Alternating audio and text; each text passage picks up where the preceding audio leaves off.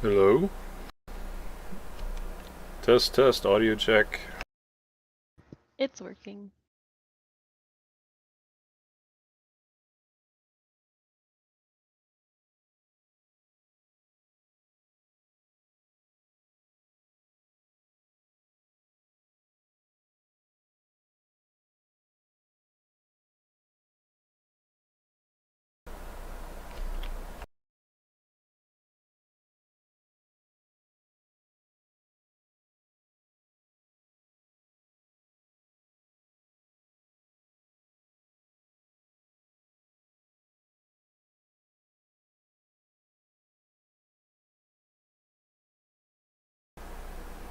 Trying to find the...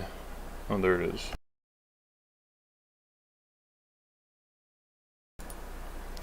Ah. YouTube changed some things.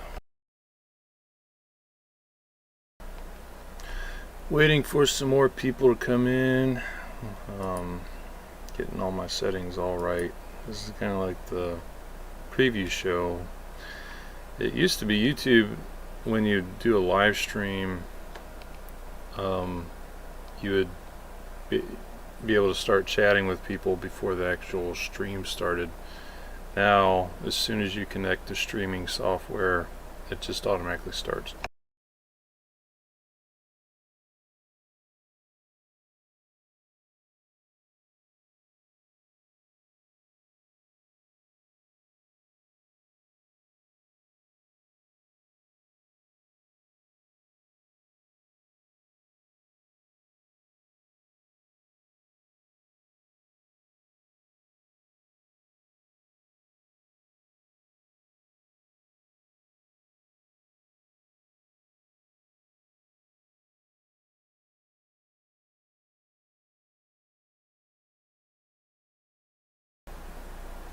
Now, all of you out there and on watching on YouTube, YouTube is popping up a message saying, it's telling me that the current video resolution is too small. Do you guys see it like full screen? I mean, that's what I kind of see in my little preview window.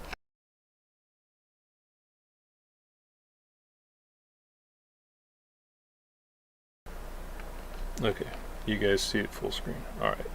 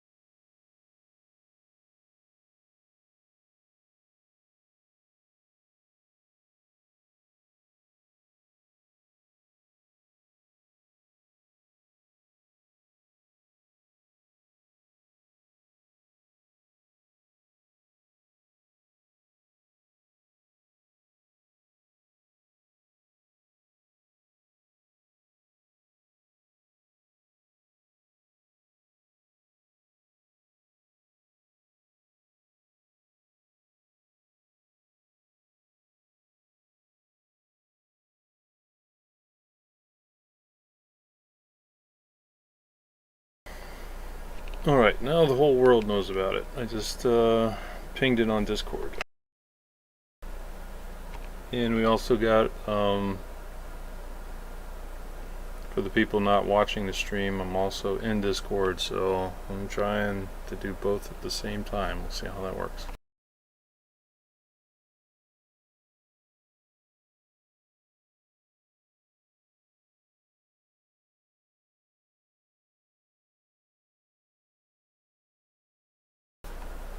Oh, we're at 99 viewers on YouTube right now. Oh, there we hit 100. Okay. I guess it's time to spawn into the game.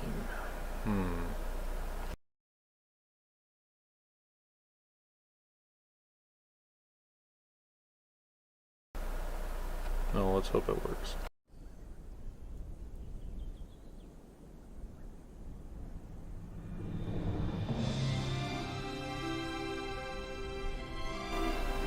Do you guys hear sound?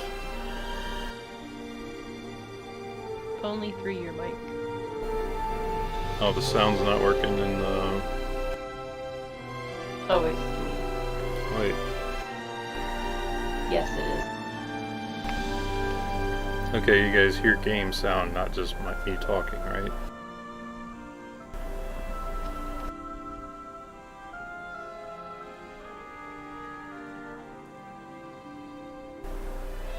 Okay. There's a little bit of a delay when I ask a question. It takes a couple seconds for you guys to hear me, so...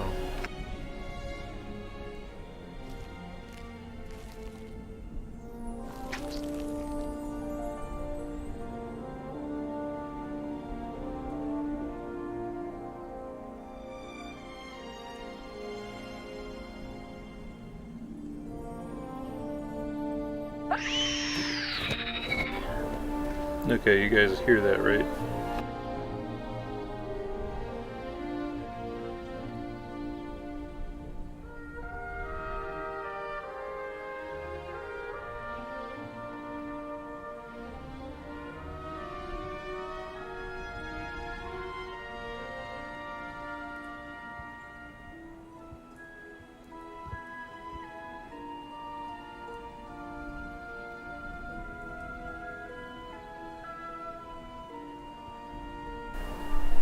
Look at those volumetric clouds up there. Those are pretty good looking clouds.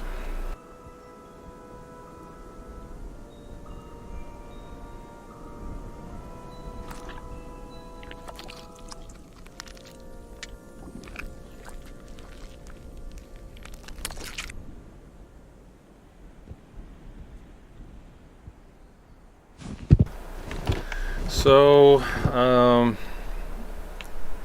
the bad news first is that the Forgotten Forest map that y'all are playing on in live right now, it did not port over to UE5. The good news is this old desert map from the alpha did port over to UE5. Because back then I wasn't using world partition and all this other stuff that I'm using in the current live build. So for testing purposes, while Branton works on the new mega map with world partition in UE5, for testing purposes, I'm bringing back the old alpha Dangerous Dunes map, and this map is going to go on the test server, and this is going to be the map that we're going to be testing all the new content for 1.0 and until the mega map is playable, and then the mega map will replace this map. But for testing, we got to have a good map, and I couldn't think of a better map than the old nostalgic Dangerous Dunes from the alpha.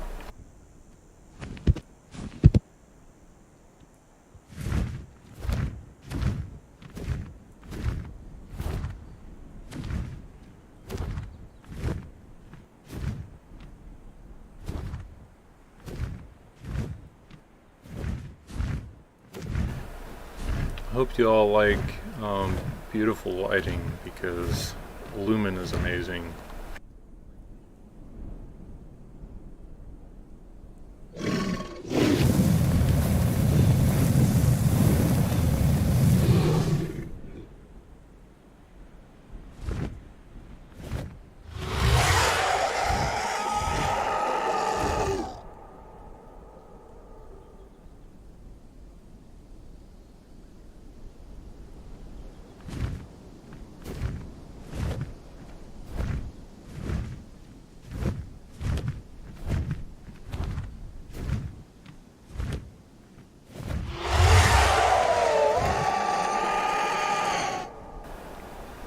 So the UE5, I think some of you already know this. I don't know if I announced it or not. We got a dev blog coming out here pretty soon. And I'll be talking about UE5 a little more in the dev blog, but the port, I guess you'd call it a port from UE4 to UE5, since they're very different versions of Unreal. It's done, so we were able to port the game over from UE4 to UE5, and there are a couple things that are broken, like the UI. Some of the UI is broken, not all of it, but some of it. Like right now I can't get into the settings menu. But I am working on fixing that right now. I guess Unreal has done or Epic did some changes to the UI, and so the UI, some of the functions and things from 4.23 or have changed or been deprecated, or they added new stuff and methods and things like that. So I'm working on fixing the UI, and as soon as the UI is fixed, I'll be putting this build onto the test server for our closed testers to run a fine-tooth comb over to check for anything else that might be broken. You know, so they're gonna have to check, you know, all the different animations and check, you know, IK. They'll have to check, you know, sounds and damage and just everything. The menu, joining server, you know, it all has to be checked, because anything that is working in the Unreal 4 version, which is, I'm going to call the beta, needs to be working in the Unreal 5 version. So that's what the closed testers will do, and then when they've verified that everything is good to go, I'm going to then move that build to a open test branch. So any of you that want to try it out or play DOD in UE5 in the Dangerous Dunes map can switch to the open test and branch, and your saves will not be compatible. So you know, server that I guess this, I mean, I don't know if we might have I have to think about it. We might have allow private servers to host the public test branch. I'm not sure yet. I have to think about it.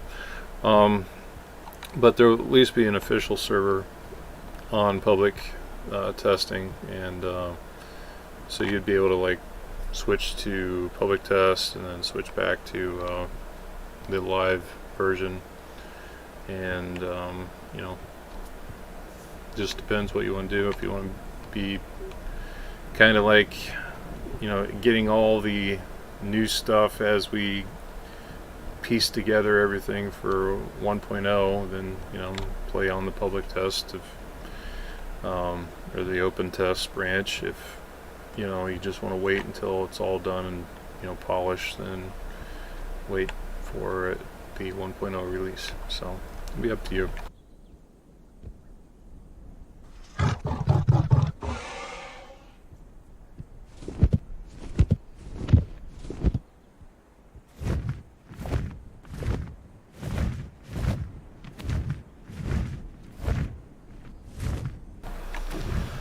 Oh, I was showing this off to the patrons, and I kept asking patrons, I said, where is Three Ponds?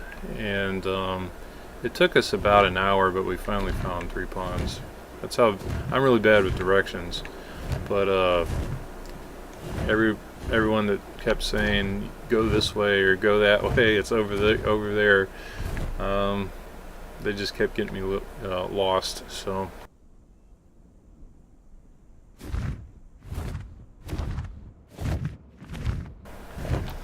where is 3 ponds? Where's 2 ponds? Where's 1 pond?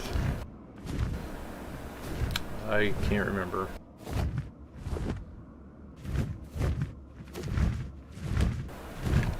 I do need to update the coordinate system. These coordinates are for the old mega map and the current build or the live build, and I have to switch them over because now we're using large world coordinates. So things have changed a little bit. But you want to know something that hasn't changed? My Be Awesome flight mechanic. I was a little nervous when I was switching over to UE5 because UE4 uses PhysX and UE5 doesn't use physics. They switched everything over to their own in-house chaos physics that they built. PhysX was a third-party software that was basically a plug-in that did the physics for Unreal 4. But in Unreal 5 they are using their own chaos physics systems. So I was like, well, I hope the flight system works with the chaos physics like it did with the PhysX, and seems to be working just fine.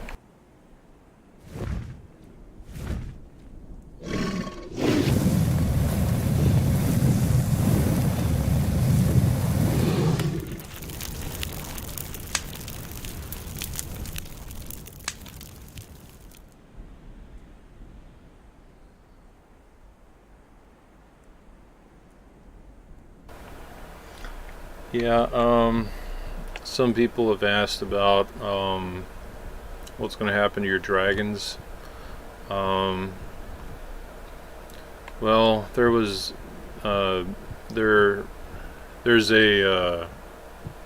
quite a debate between people that wanted to wipe and people that didn't want to wipe, and most of that was for gameplay reasons. But you know, and so we didn't really even want to explore that yet until we had all the technical details worked out. And for technical reasons, we're not able to bring over the UE4 save files into UE5. So for technical reasons, there is the gameplay, you know, the dragons that you've been playing in UE4 are not going to work in the 1.0 UE5 version of Day of Dragons. But we're not going to wipe them either. What we're going to do is, on official servers, we're going to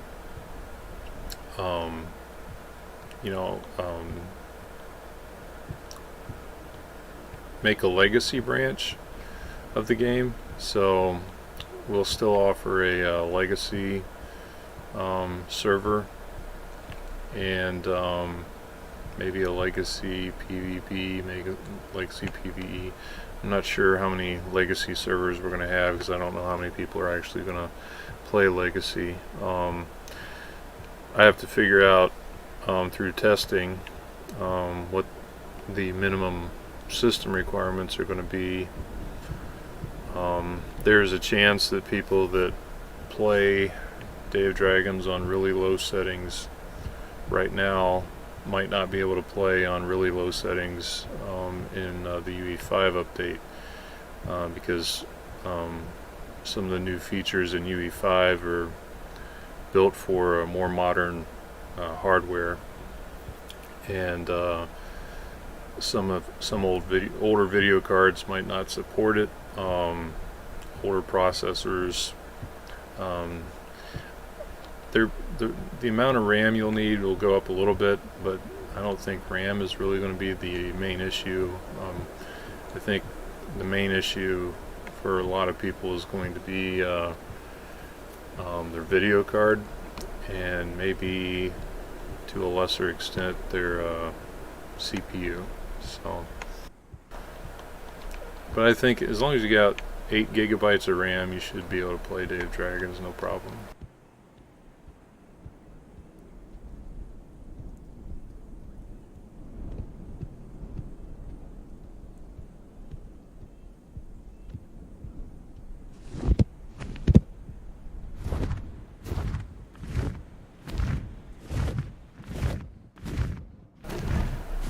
Aren't those clouds pretty?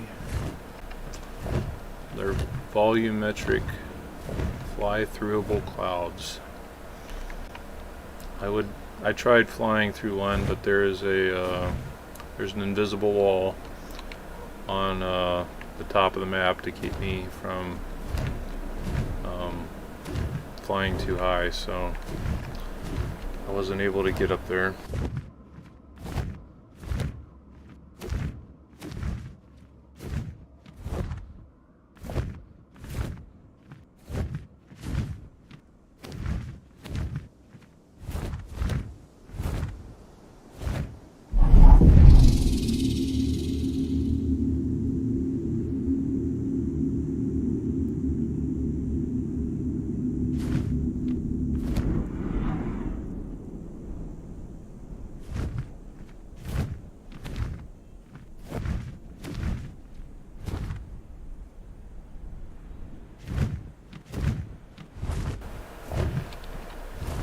Yeah, you'll definitely be able to fly through the clouds in the new mega map.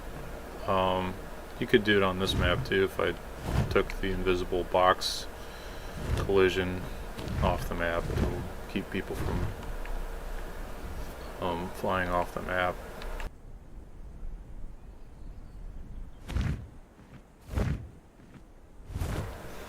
Or I could lower the volumetric clouds so that they're not as high in the sky.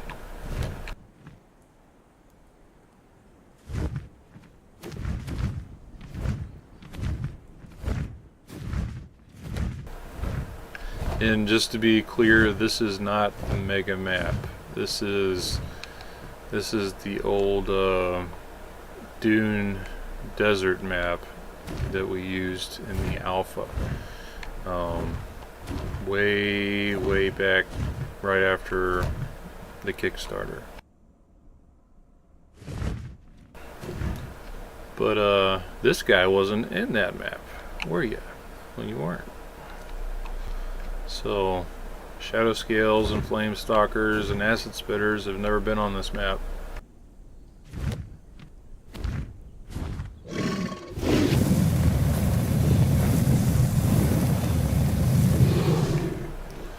I tell you, and I don't know how good the video quality is. I thought I had it set pretty high for high definition on YouTube, but I tell you, this lighting is just amazing. I love it.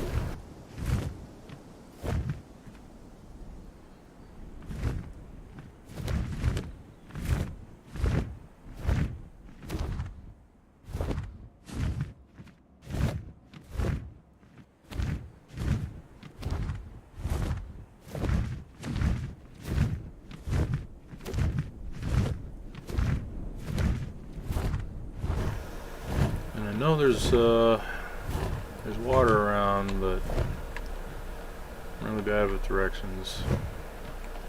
So there's 3 oases on this map. So 1 pond, 2 ponds, and 3 ponds.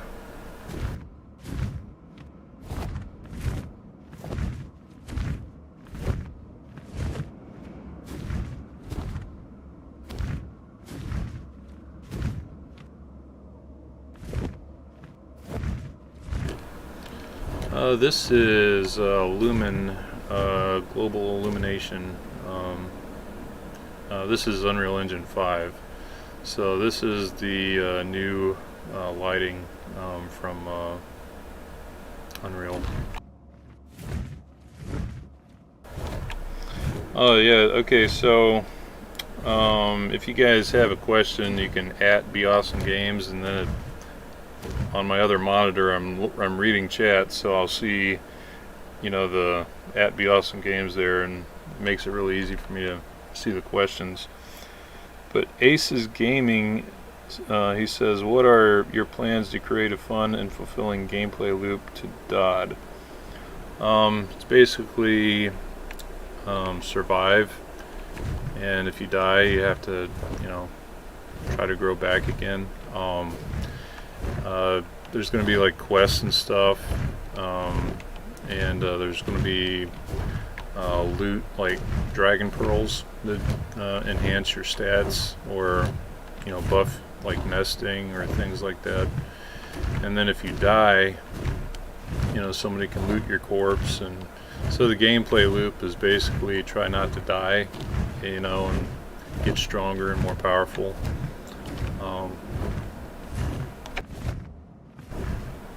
It's you know, I love survival games, and that's kind of like the gameplay loop I really like, is you know, kill and try not to be killed. Oh wow, okay. Will UE5 have the same skin recipes as UE4? No. UE5's, we're changing the skin system up a bit.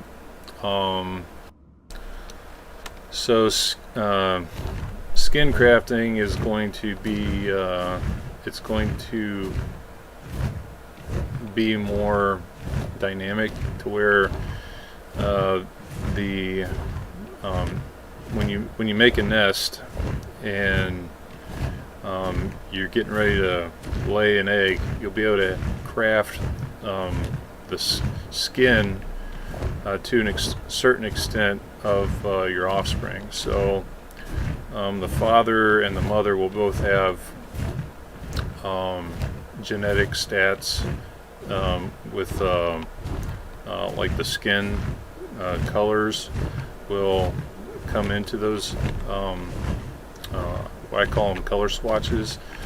So let's say a melanistic and a leucistic nested together, and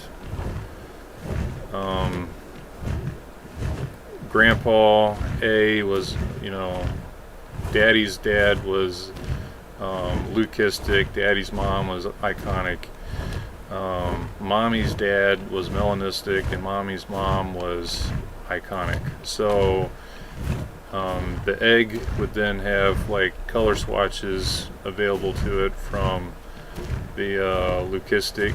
So you'd have, you know, the color white, you'd have the color black, you'd have whatever the iconic color swatch would be, and that would be available for the different areas of the dragon that can be colored. And so then when you're, you know, creating the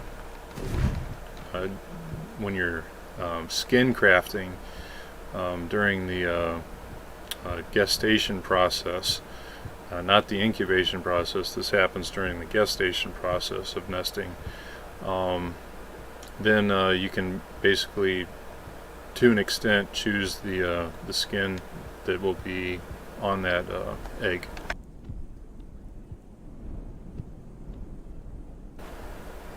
And if you asked a question while I was answering a question, I probably missed it, and I already see a bunch more here.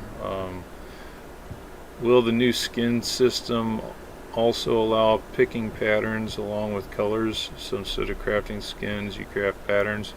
We haven't decided that yet. Patterns might be just inherited, and might not be craftable, but then they might, I don't know yet. Will some skins be revamped, updated in the future? Yes. How many generations can those swatches go back for us to pick? For now it's Grandpa and Grandma on both sides. But you know, Grandpa might have his grandpa's color as a recessive color, and that might be available to you. So you know, he could have been a leucistic with like a Lumen recessive, and then he passed on his Lumen recessive and not his leucistic, and so then the Lumen swatch would be available and not the leucistic one.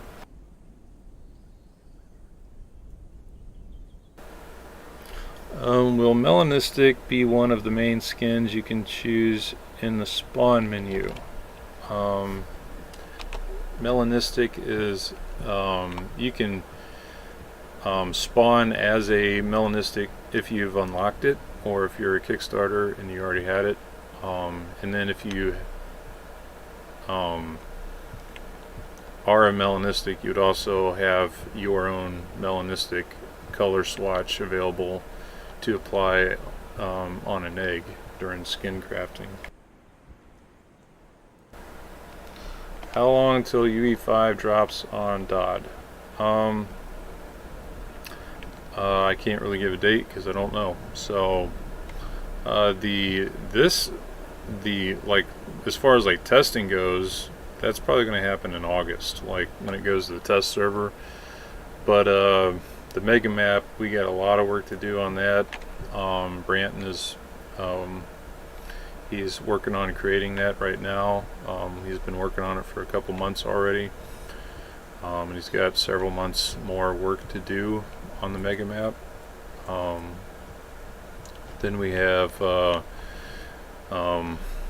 we're animating right now. We're animating the Sandslayer worm. We're animating the Inferno ravager.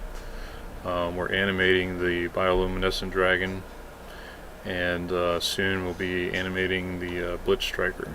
So we already have the magma elementals animation set. He's all ready to go. The swamp snapper, as you all know, that one's ready. The whiskered paddletail is all ready to go. Oh, we're also animating the Dune Weaver, which is it's a desert AI.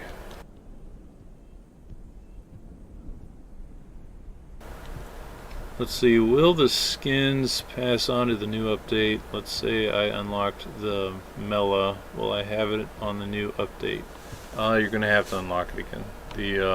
The unlocks, like this, Unreal 5 changed some things with the save files, and we've also experienced a lot of servers now are kind of like modifying save files and unlocking stuff for all the players. So we're going to be changing the save file system and making it so that servers can't just manipulate saves and give people whatever skin or dragon that they want.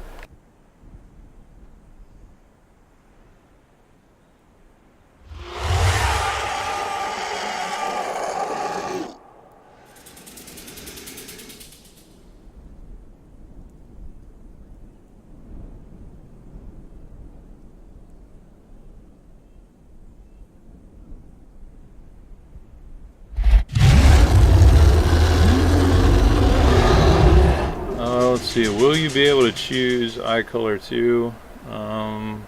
Possibly. Haven't decided yet. Will there ever be a point where we won't have these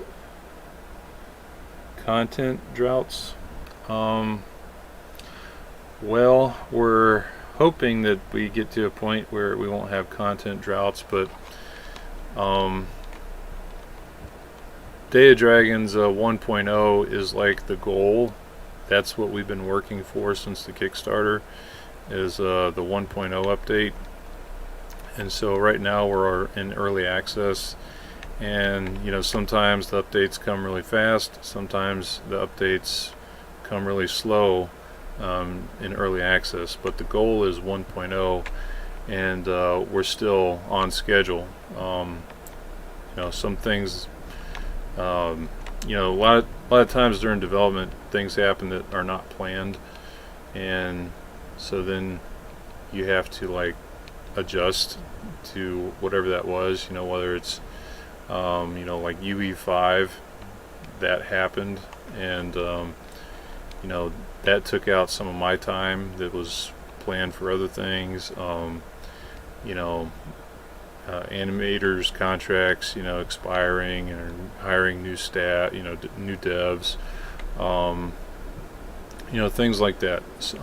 So content droughts are a part of early access, but after we get 1.0 out, I'm hoping that we'll be on a more regular update schedule.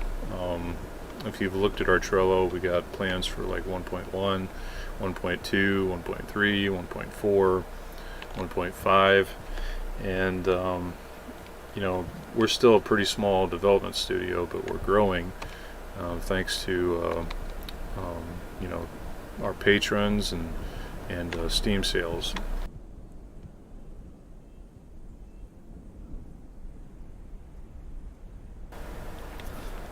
Is the Trello roadmap up to date with how things will drop?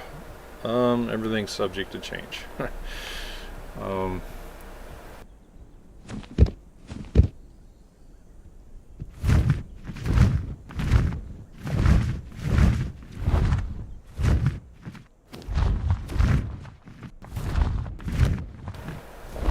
Let's see, where is the oasis?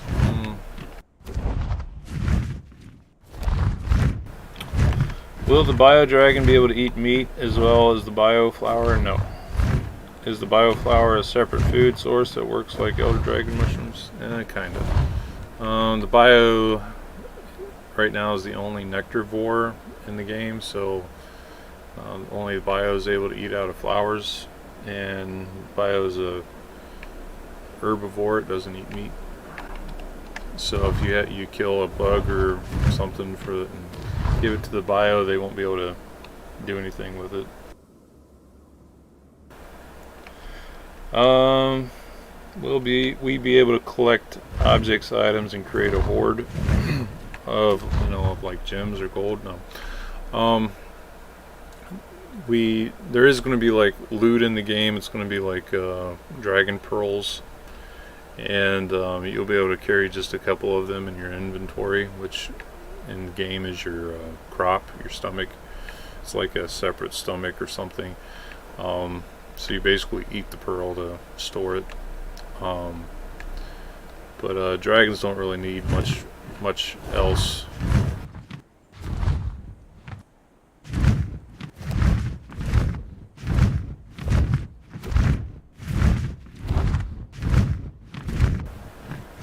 Will players be able to play as ancient dragons like you can in Elder?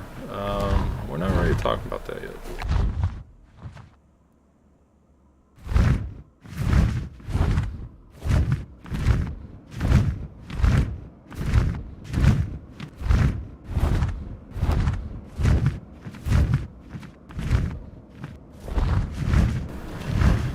Will there be quests that speed up growth? No. Will there be quests? Yes. Will they speed up your growth? No. How advanced would Pookie's AI be, and would Sandslayers have parts of a life cycle such as nests and baby slay? Yeah, Sandslayer worms will have, there'll be different sizes of them. You know, with the queen being the largest. There'll be some smaller ones that, you know, small groups of players, or maybe a Behemoth Ice Drake will be able to solo.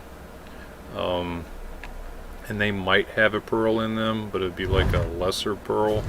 If you wanted like a really good pearl, you'd want to kill the queen. The queen would like guarantee a drop, and it would be like the best quality in the game. Let's see. Any plans for improving genetics aside from breeding, like to a certain level? Yeah, we have plans for making some changes to the genetic system. Are there any updates or progress on the hybrid dragon yet? Not yet. Will the rewards, what will be the rewards for quests? Pearls. Quest rewards will be like mutation points, will be one. Pearls will be another one, like cosmetic pearls, maybe combat pearls, and then of course lore, unlocking lore, and also the ability to talk to other quest givers. So like some quest givers might not talk to you until you've talked to another one and went through like some of the quests with a certain quest giver. Does anybody know where the oasis are? If I was like playing right now, I'd probably already be dead. So we haven't found the water.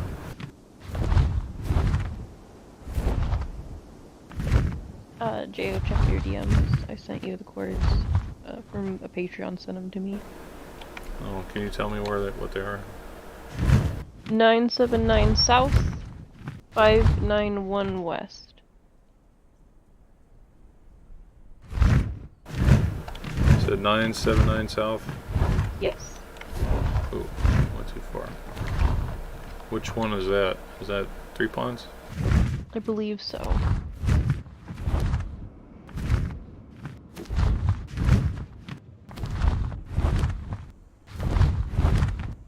You're going to want to go northwest.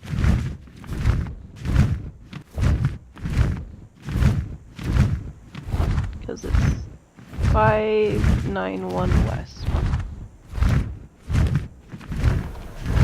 Will the color swatches be able to be applied to fresh spawn dragons or nested dragons only? Nested dragons. You'll still be able to, like, your unlocked skins, you'll be able to pick those. Those will be pre-made. But if you want like a crafted skin, you'll have to get that through nesting. So there'll be like, different breeders will have different colors available to them. So if you wanted a specific skin combo, you'd have to seek out the right pair. For bio, will the flowers it needs to eat only be found in caves, or will these flowers be scattered around the map so you can still explore without worrying about bio's hunger? They'll definitely be in caves. Oh, I was reading and flying and I crashed. Let that be a lesson, everybody. Don't text and fly.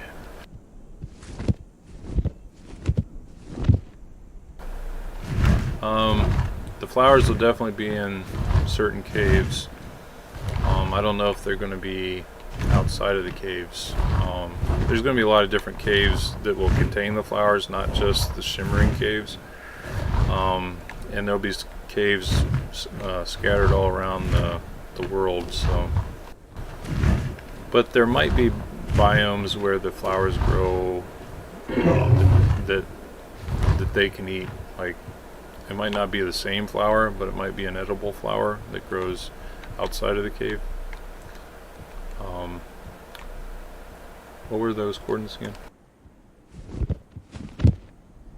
979 south, 591 west. Alright, I think we're going the right way.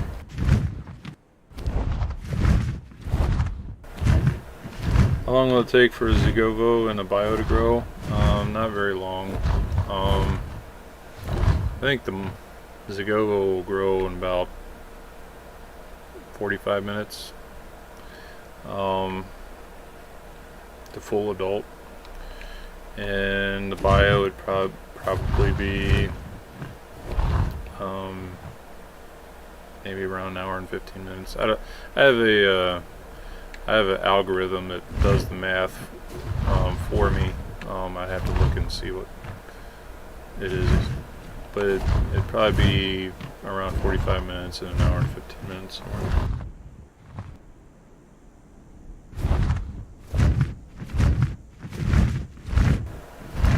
Will the hybrid have any way to choose their skin regions?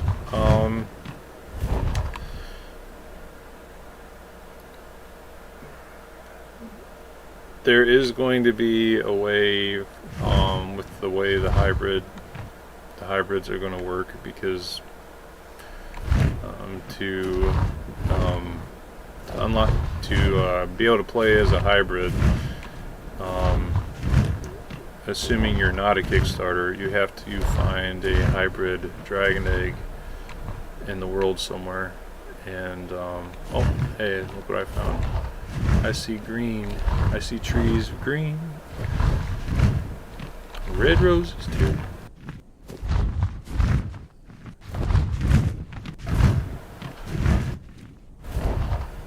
Let's see. Will the hatchling stage have some objectives other than simply hiding and surviving for the long period?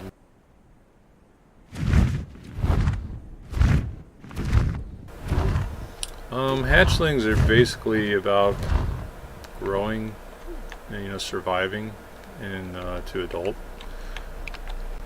Hey, look what I found. Look at that lighting. Look at that lighting.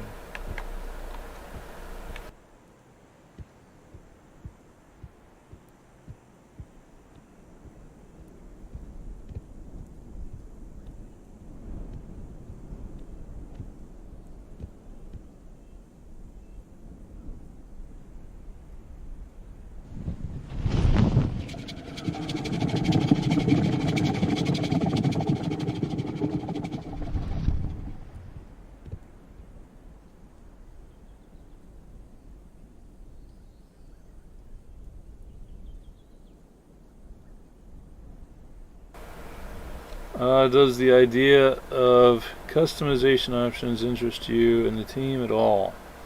Things like different horn styles, tail tips, body spikes, whether it can be unlockable or... does it interest us? Kinda.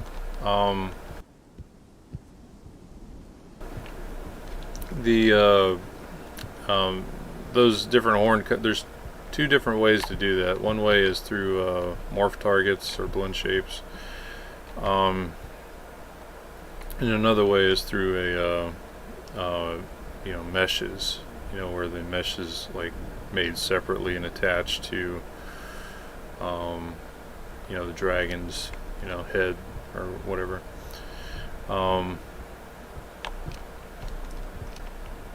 think morph targets are the better way to do it. The issue with that is the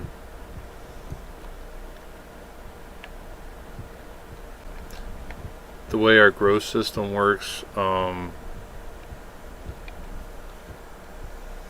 There, like horns. There could be there's a lot of ways that would break during different growth stages. Not saying we couldn't do it. It'd just take a lot of extra time.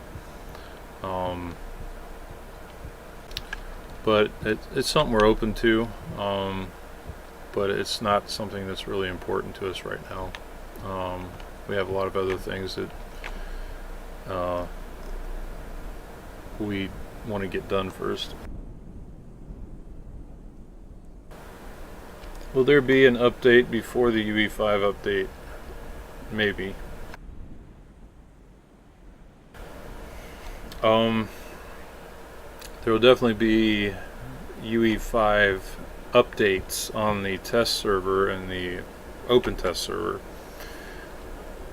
Whether or not I want to do updates in the current live version as long as the updates, like if it's something that's going into the UE5 version, and then I can drop into the UE4 version without having to spend too much time refactoring it for the UE4 version, then sure, that wouldn't be an issue. You know, it'd be like tested, it's good to go. You know, a couple hours later, it's integrated into the current UE4 version, and voila, there we go. But if it was like something to where I'd have to, like, you know, change a lot of things in the UE4 version, I don't really want to spend time on the UE4 version that's going to be you know, deprecated, because I'm already extremely busy as it is. So it just depends, like, how easy it is to drop it in.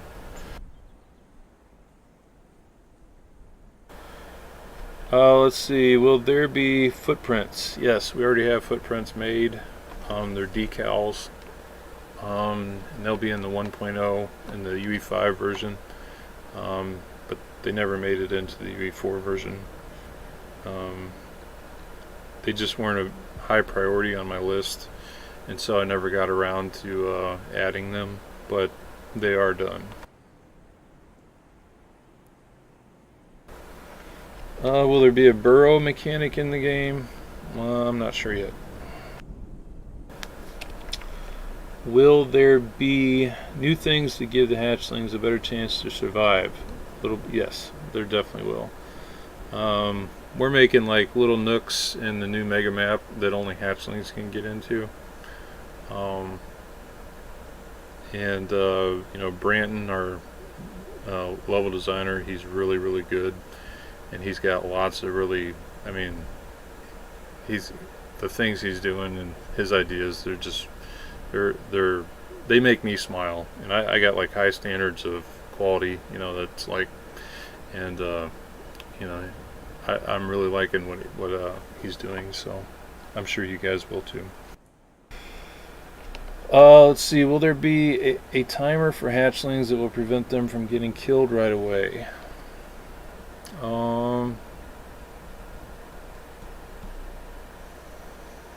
That's something I could add, like a little save timer, like after they're born. You know, so they don't get camped right away. But I'm not sure how much I'll need that. The new mega map will have like different spawn zones for different species will spawn in certain areas, like flame stalkers will spawn in the lava lands, shadow scales will spawn in the forgotten forests, ravagers will spawn in the dangerous dunes. So you'd have to travel to their, like, you know, their biome to spawn camp them. What kind of weather will come to the game? We're going snow, sandstorms, rain.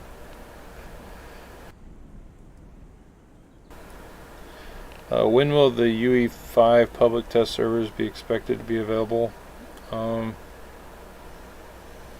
Well, the closed test should be out next month. And it's possible, if it goes really smoothly, that by the end of next month, the public test servers for UE5 will be available as well. Just depends how smooth it goes. You know, if there's things that are broken, then I gotta fix them, and so it just depends, but maybe it could happen next month.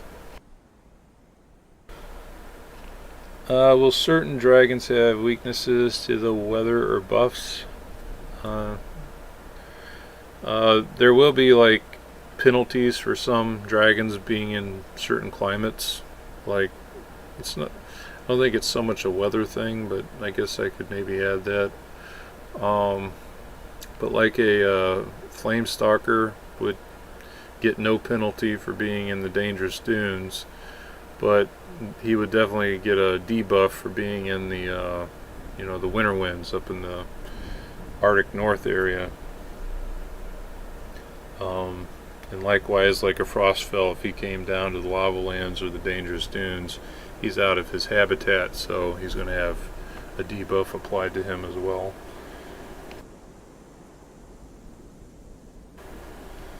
Let's see, are more smaller dragons are better for people that want to grow quick, explore, and have fun. Yeah, smaller dragons are definitely better for people that want to grow faster and explore and have fun. Like the feathered Zagovo, he'll grow really fast, and steal eggs. The Bio, if you're a Kickstarter, that'll be a small dragon. But other people can be nested in as it. So yeah.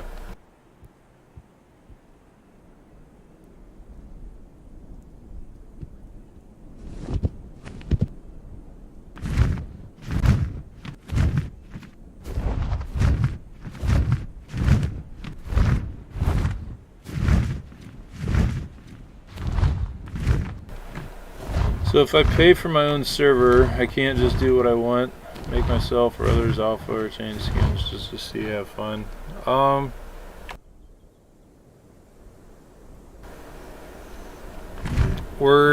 Eventually there's going to be a way to where you don't have to like make your own server. You can just there's going to be an option to where you can play the game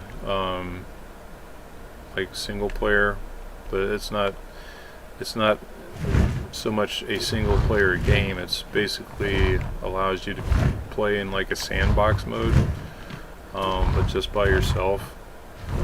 I thought about maybe having like 4 players in there. I'm just not sure how.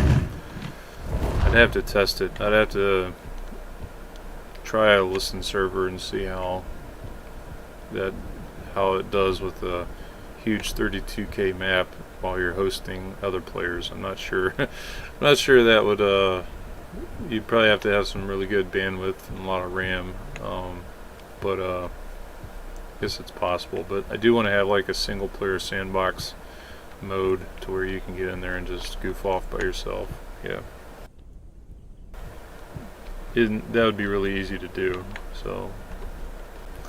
Let's see. Not sure if this was answered yet, but anything on if dragons are getting wiped for UE5 update? We're not going to do a wipe on the UE4 servers, but the UE4 game saves are not going to be compatible with the UE5 version. So essentially you have to start over when you play on the UE5. But if you do play on UE4, your dragons will still be there.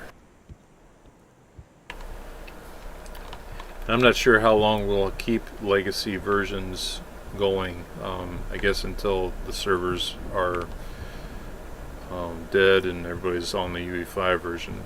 But we will have like a legacy type thing where you can play the UE4 version if your system specs are not up to par for playing the UE5 version, because I do know that UE5 is going to increase the minimum system requirements for Day of Dragons a little bit, both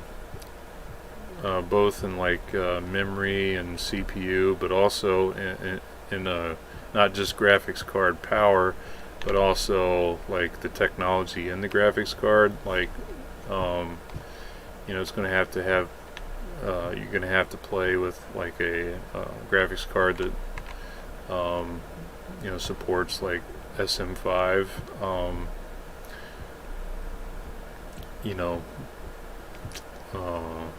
DirectX 11, 12, but I think that's the same.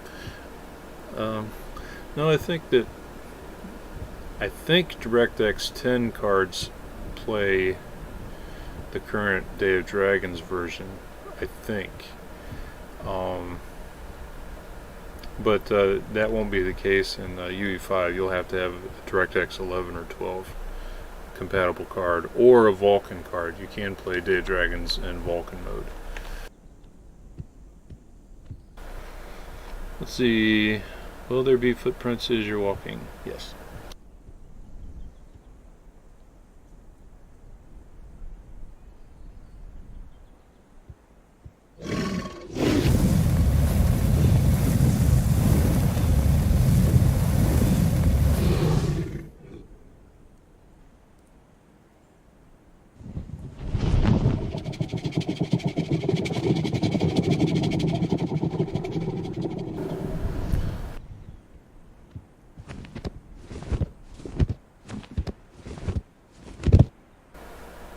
Cool when the clouds like cover the sun and it kind of gets shaded a little bit, but like in UE4 when it gets all shady, you like the shadows are like black almost, but with this Lumen lighting you can like still see the scales, and it's really cool.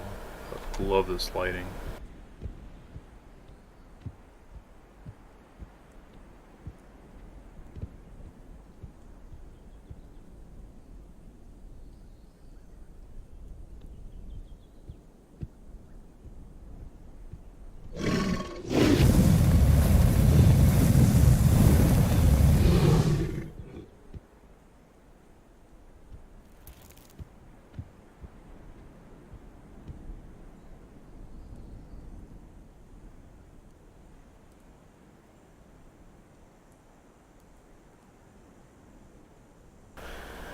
I mean, that is just, oh, that looks so good.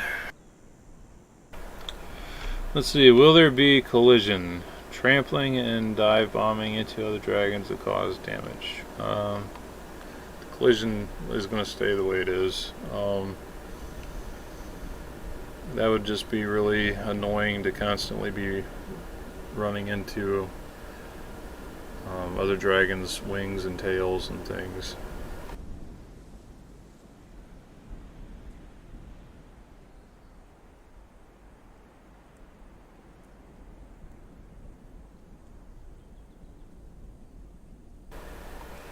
I am not sure why the stream is not 1080p, because I am streaming in 1080p. So I don't know why it's 720p.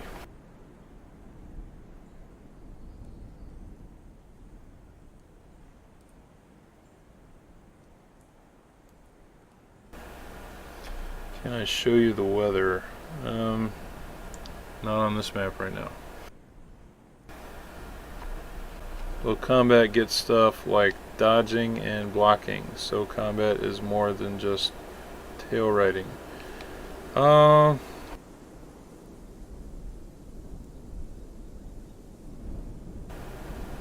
There will be more combat attacks, like there'll be tail attacks for some dragons. There'll be claw swipes or headbutts, you know, like horn attacks. So there'll be different types of attacks. We haven't looked at like any kind of blocking or dodging. Will there be mid-air dodging for fast creatures like the Shadow Scale? Maybe. Yeah, maybe. See, wood collision with trees while flying, break the tree instead of the dragon, just flops down. Well, you know, with chaos physics, we could do that. Actually, I mean, you could make the tree to like just destroy the tree. I don't know how well that would work in multiplayer.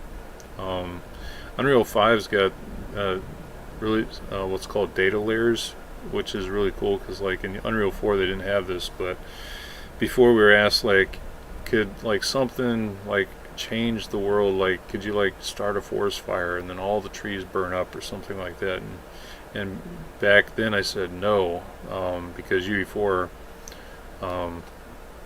you know, if you change the world in UE4, it changes it for everybody, but UE5 has these data layers, and so like you could like change, like if you're doing a quest and you get to a certain point in the quest and then the world changes, it could be to where with these data layers it would load the world, you know, that you know, is unique to you for the quest, part of the quest you're in. So you know, you could have like the forest is not burned, you know, when you start the quest, and at the end of the quest line the forest is like all burned down. So then for the life of that dragon you would always see like the forest burned down. So that's a new feature in Unreal 5 that I plan to use in Day of Dragons for different things like quests. Let's see, will we be able to have dragon profiles that can be used on any server? It's possible that it takes like a central server to host all the you know, the data for each profile. You know, so is that possible? Yes. Are we going to do that? I'm not sure. You know, some servers want you to start off fresh. They don't want you leveling up on a private server with, you know, your buddy admins or you being the admin, and then log off and then log into their server with your full-grown elder. So there'd be a lot of ways to abuse a system like that. I really like the system the way it is now, to where you invest in a server, you know, you put a lot of time and work into that server, and you know, because then you have like server communities. So so would burning trees be client side? Yeah. So if like the world burned down, only the people that they would only be seen by the people that loaded that data layer, and it could be like the whole server, but it could also just be a couple different people. Let's see, kind of a lore question: is there like a family tree for the different species of dragons or not? Yeah, so we got a comic coming out. The comic is going to explore, it's called The Legends of Drakan, and it's going to explore a lot of lore, and especially focusing on Drakan, which was the Dragon King of the ancient times. So when is the earliest you think the 1.0 update will come out? I imagine probably January 2023 at the earliest. The very earliest would be December. So that would probably be the absolute earliest, would be this December.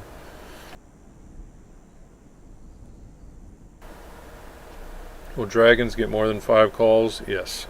Acid Spitter already has more than 5 calls.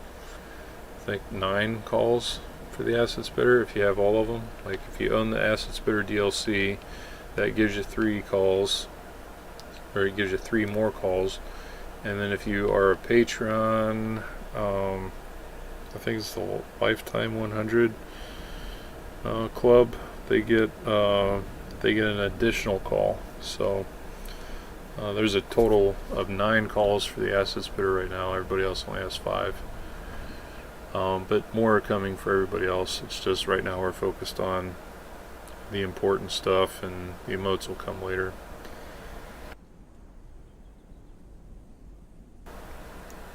Let's see, will evolutionary history be used taken into account when designing new current dragons?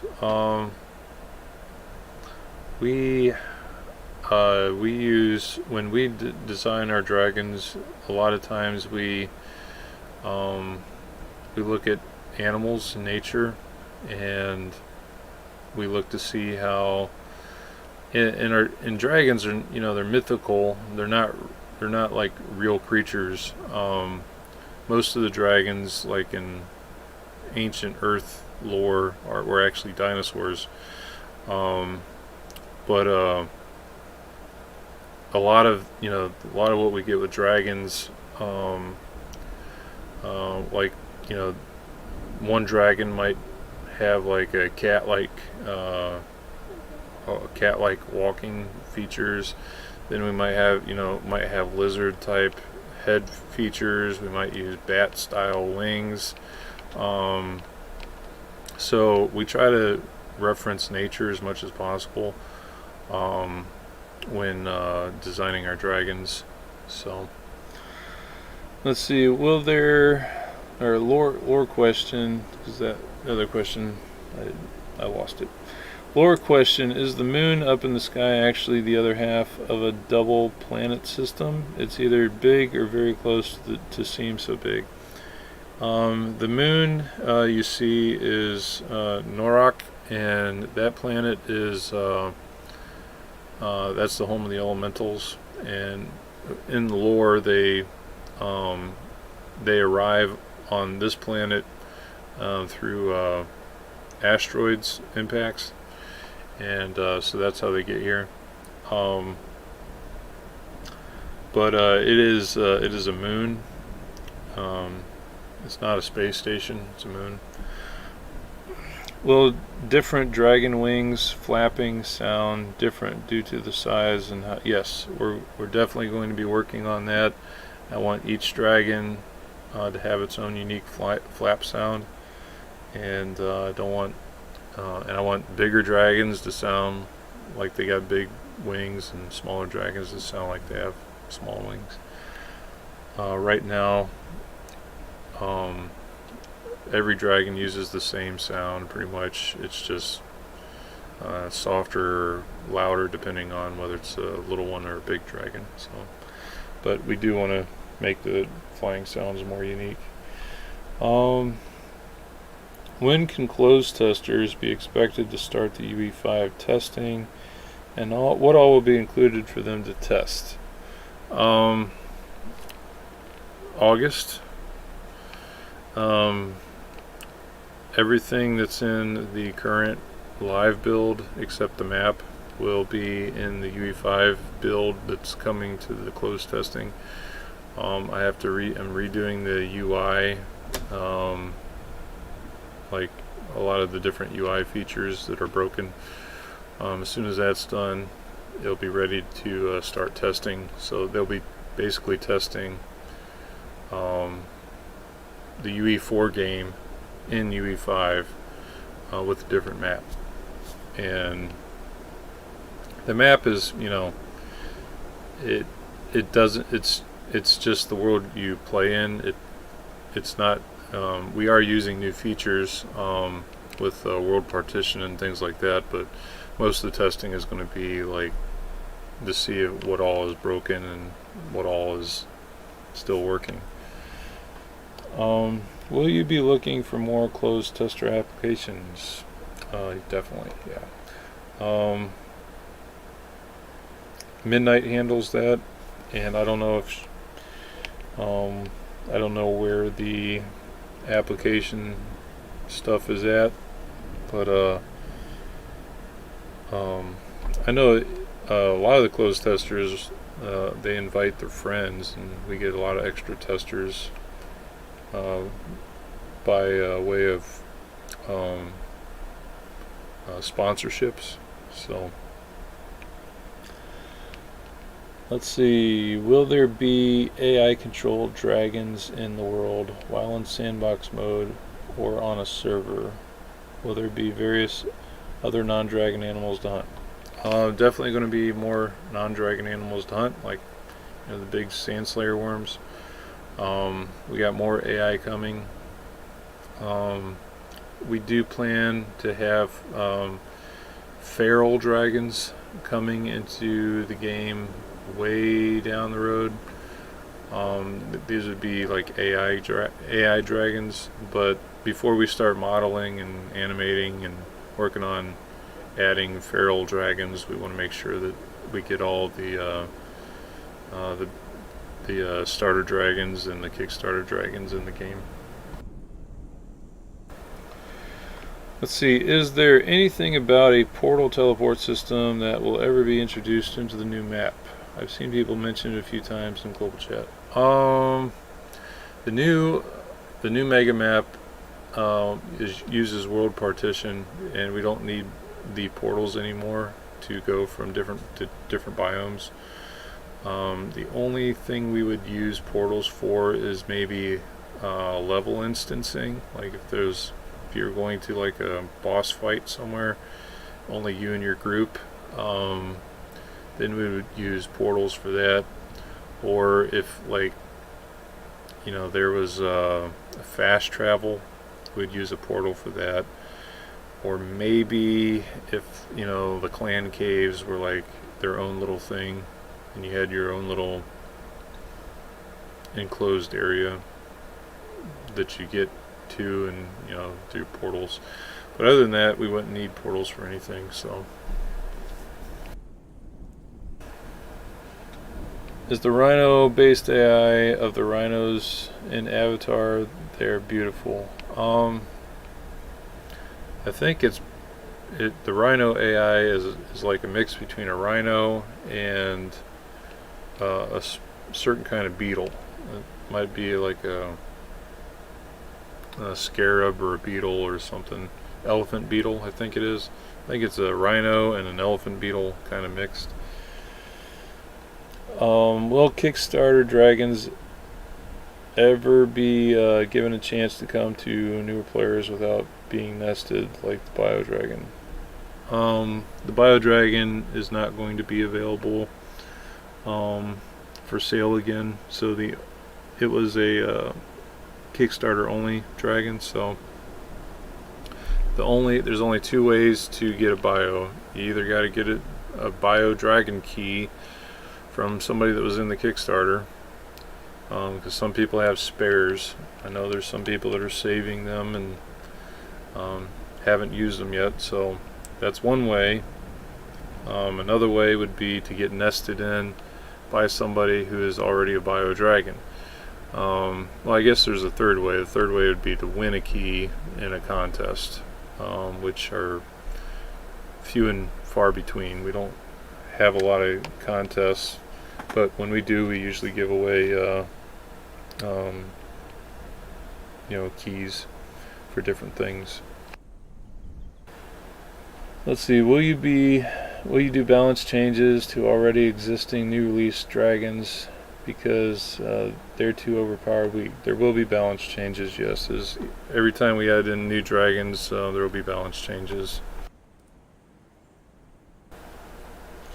Will there be a way to conserve more stamina if flying similar to birds? I really like this, the current flight stamina system. I know some people would like to be able to regenerate stamina in flight, but if that was possible, then people would never have to land, and I want people to have to land to regen their stamina. I don't want people to be able to fly forever, so because if people can fly forever, then they can stay away from the land-based dragons forever, and that's not good. So I want them to have to come down to land eventually. Will there be a way to same question. Are the rhinos huntable, and when they are being eaten, will parts of the rhino disappear as they're being eaten by a dragon? They will be, I don't know what their game name is, but they kind of look like a rhino.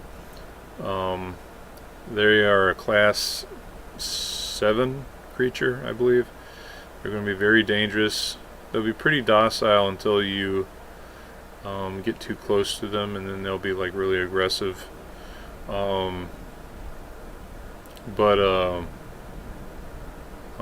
When they're being eaten, they'll probably turn into like they'll have like some eating effects, you know, like they're just like the dragons do, and then they'll turn into a gore pile probably.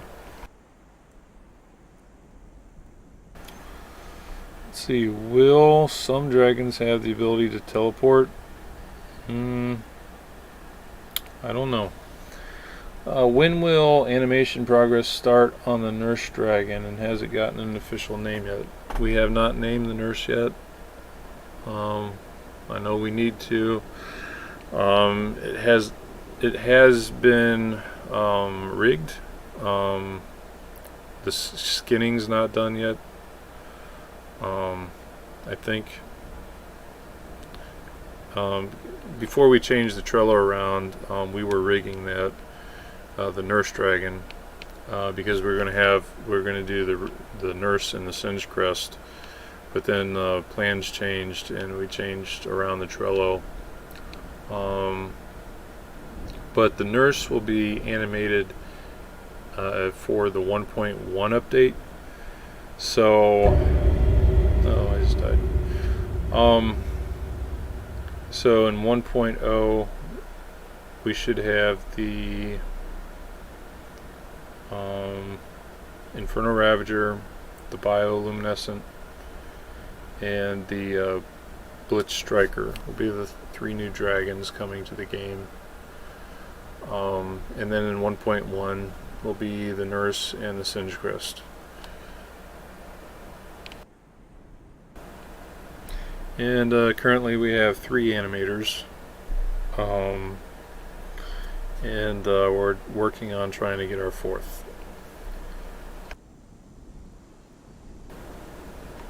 Since there is a bigger map, are we getting a bigger stam bar? That is possible.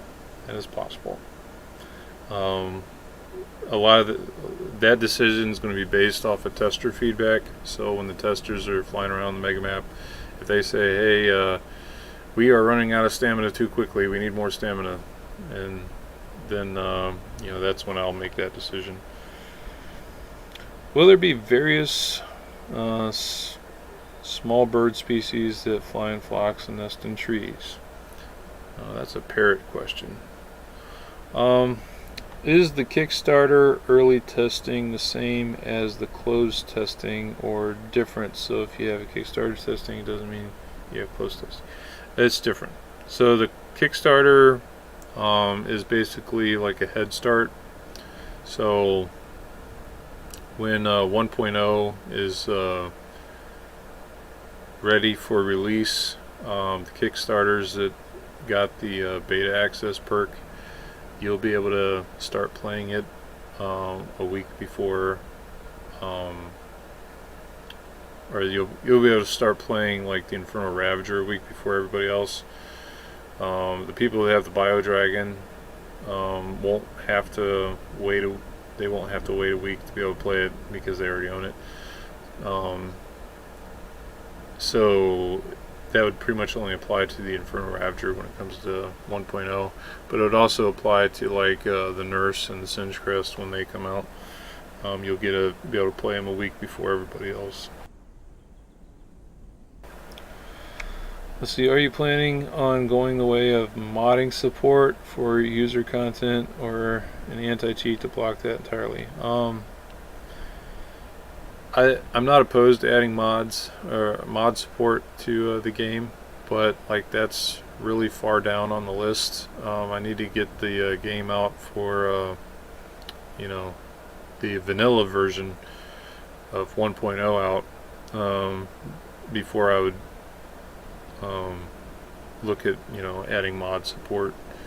I know mods, you know, people love mods and people can get really creative with mods, and you know, I use mods for some different games that I play, so I'm not opposed to mods at all. It's just right now my focus is like vanilla. Let's see, will you ever do events on the map like a Christmas Halloween event? Yeah, we'd love to. But that'll probably come with like the mega map. Will early beta alpha players get any types of rewards in the future, or is it only people who paid extra money? I don't think there's any rewards planned for people that played in the alpha or the beta. I'm not even sure how we would track all the people that played in the alpha and the beta to be able to give people rewards.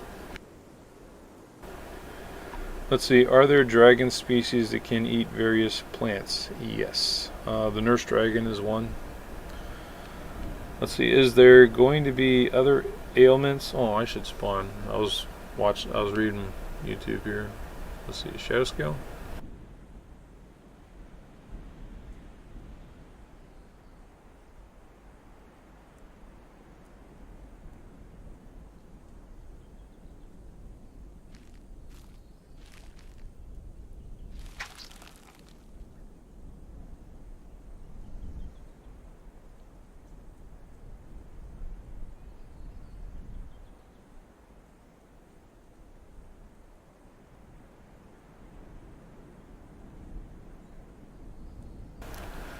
I mean, look how that's... What is that? That wild galaxy?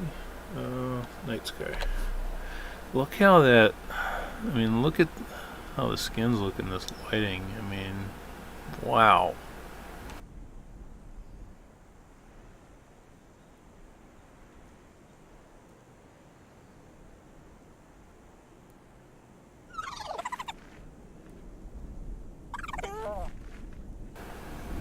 My K is a little buggy. Don't worry about the little twitchy feet.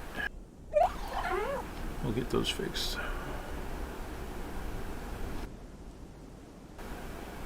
That lighting, oh, it's so good.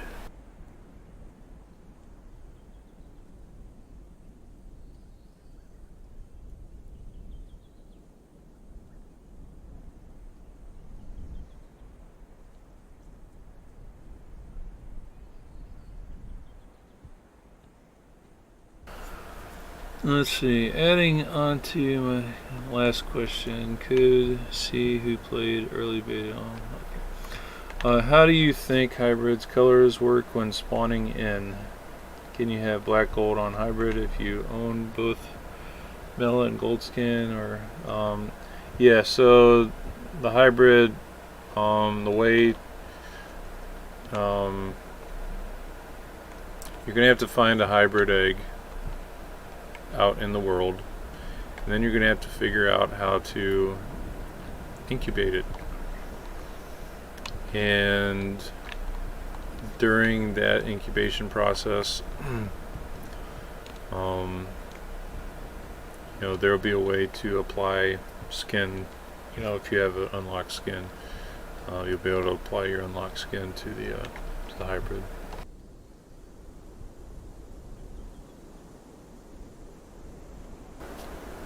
Now, if you are, you know, if you already have the hybrid, like to where it's, you know, if you're a Kickstarter, then you'll be able to just apply the skin, you know, on spawn. So.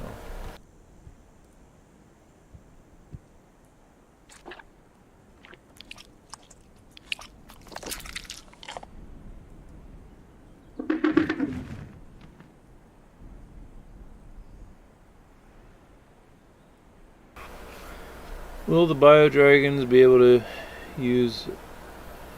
have a use as bug runners for their clan, or will they still remain useless eye candy, giving them a bite even if unviable in combat is essential? The bio dragons are cosmetic dragons. They don't get a bite.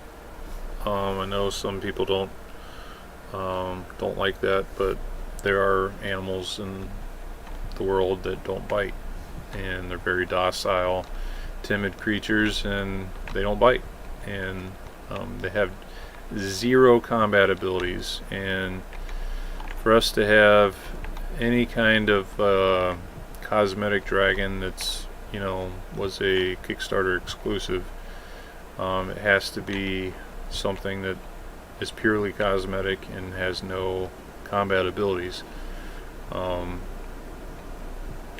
because the moment you give them combat abilities, then that's, you know, then you start having people look, my dragon's tapping his foot. That's when people start, you know, saying, you know, pay to win and all those other kinds of arguments. So purely cosmetic. They do have some utility. I mean, they can spit bioluminescent bile onto other dragons and cause them to bioluminesce, you know, and emit light. So it'd be good for tagging people in combat, you know. So that'd be a good use. They're really fast flyers and fast runners, so you know, I guess you could maybe use them as a scout. They don't have a lot of stamina though, so you'd have to be careful. But as far as like being able to bite, nope. Let's see, with the new lighting, the skins look a lot darker. We yeah, we're going to be tweaking our skins. So like this skin was made for the lighting that's in UE4, you know, the global dynamic illumination, but we'll definitely give all the skins a pass on the UE5 version. Flicker is really good with materials and things like that, so.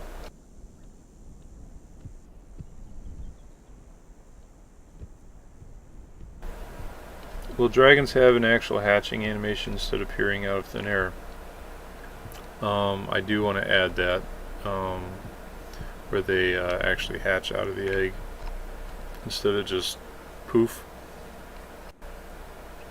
But that's, you know, that's kind of like eye candy, so that's something that has to wait until all the more important stuff is done. Can there be a thing where if the Inferno Ravager can time their takeoff to release a blast of super hot air and the ability to crash into the ground like a meteor or for landing? That's a cool idea.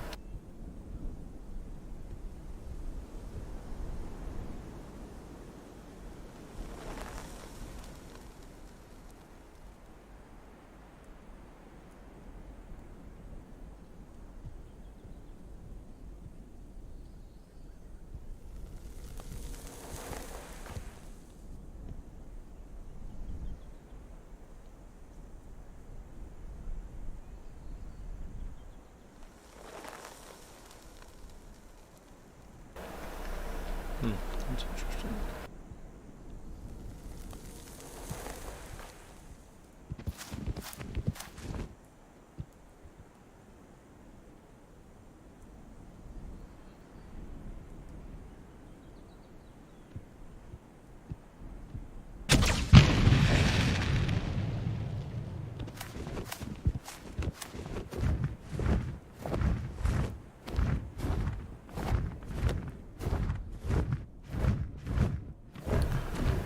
The rival for the Ravager is going to be the Flamestalker.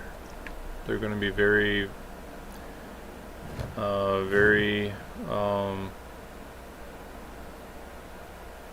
equal in combat. A little different play style. The Ravager is going to be an offensive powerhouse, whereas the Flamestalker is more balanced.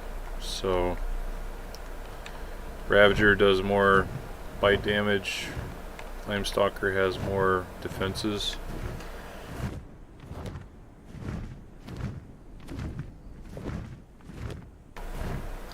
Did you guys choose a stance for the Inferno yet? We're working on the Inferno. We've been working on him.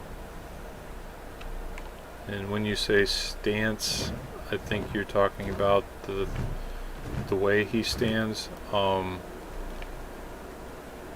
have to look and see if the dev blog has anything about the Ravager in it. But we'll definitely show more of him as we nail things down. So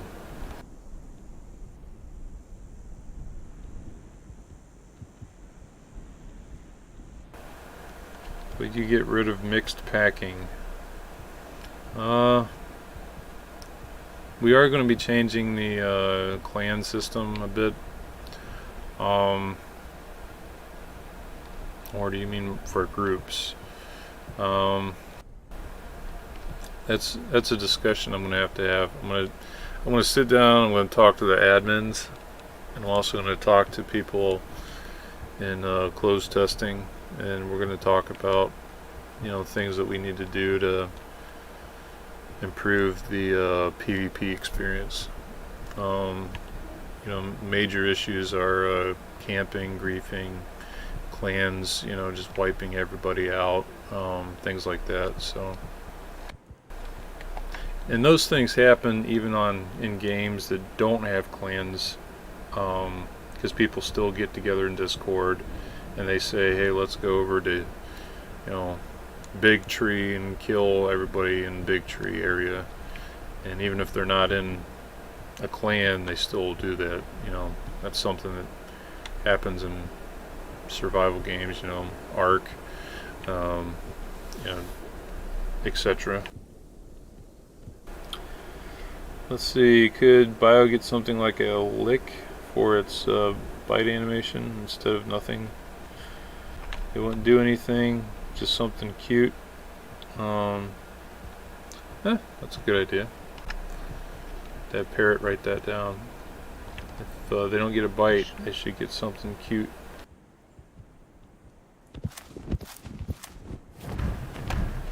See, will underwater movement be reworked? Yes.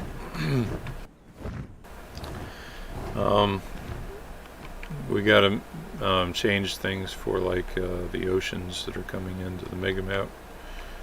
So mega map's going to basically be a continent surrounded by water.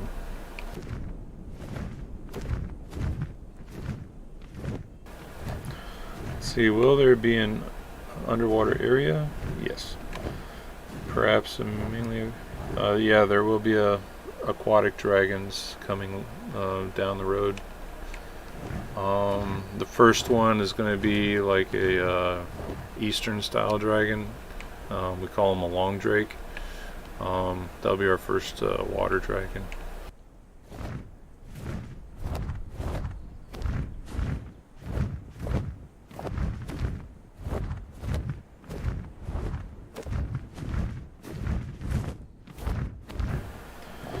Will there be more hybrids than just the Dravern? We do plan to add more in the game. How will venom work? Is it like acid where it takes stamina mainly, or will it affect hit points mainly? Venom is going to mainly affect your hit points, and it also does to bile what acid does to your stamina and armor. Venom will do to your bile and your health pool. So if you get sick, if you're poisoned with the venom, your bile is going to drain.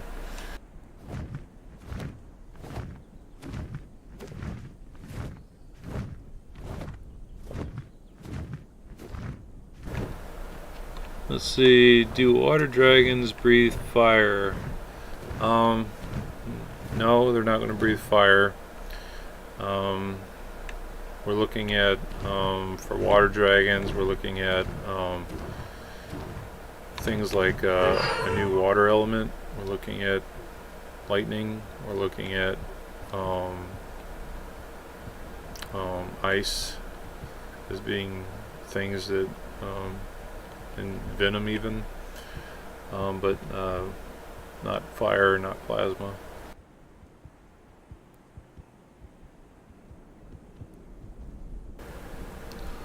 Let's see. Yes, for venom, either through a sting or a bite. Let's see, scalding hot water. That's possible.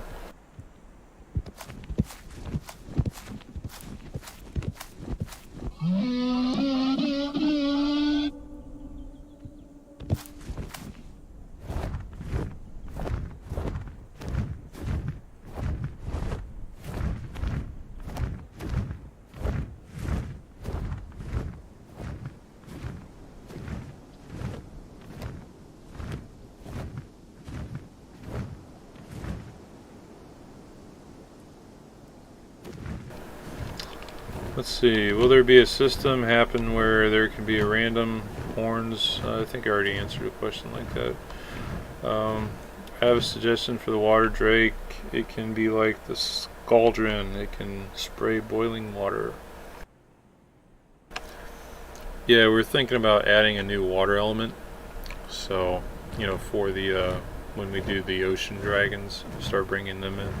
And the first ocean dragon, the long drake, that'll be a free starter dragon. So it'll join the lineup with the Shadow Scale, the Flamestalker, Ravager, and Frostfell.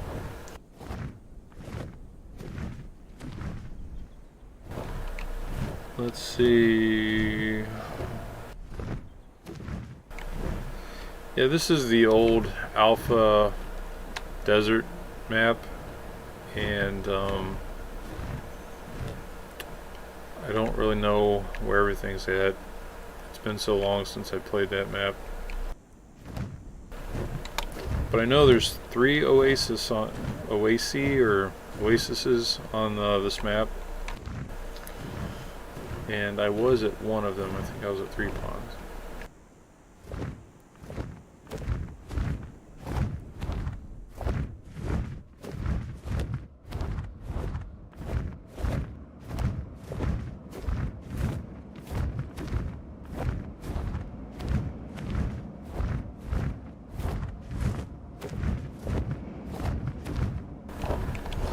See, is there going to be any caves that full-grown dragons can hide and live in? And will the night vision help navigate inside a deep cave? Yes, there are going to be caves that dragons will want to live in. We're blocking out caves in the mega map, and Branton has some really cool ideas with those. So you guys will be really happy with those.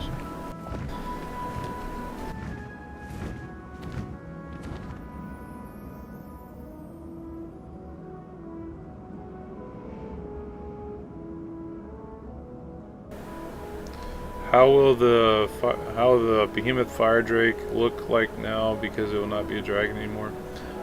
It's Drake, and we're actually working on the sketch of it, and that's going to be the next concept we reveal. Will be the Fire Behemoth Drake. And the reason why we made him a drake instead of a dragon was because we wanted to make sure that the game's balanced, and having a behemoth that can fly around and lay waste to everything, I think it's cool, but I think it would unbalance the game. So I think it's best that we keep the behemoths on the ground. So the Fire Behemoth will be a drake, and the Ice Behemoth will be a drake.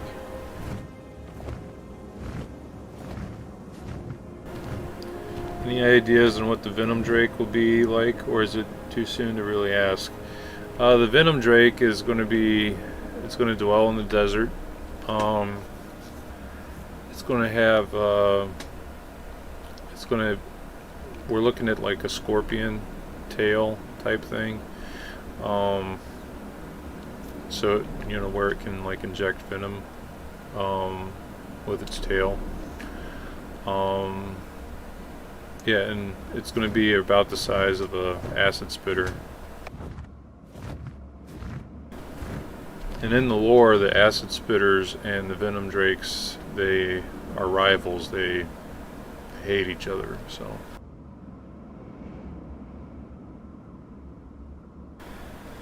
See, is it possible for y'all to look into a global patron stretch goal to work into, since many members are still joining, just to further motivate?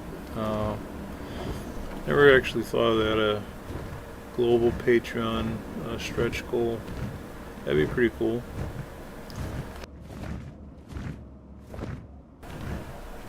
What if we like hit a certain number of Patreons, or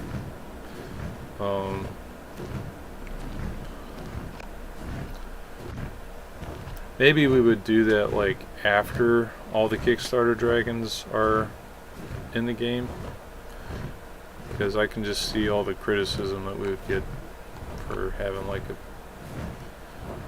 Patreon stretch goal. But out of all the Kickstarter dragons, let's see, they've all been concepted. The feathered Zigote, let's see, the ones that are, let's see, the nurse is done, Singecrest is done, the bio is done as far as the models go.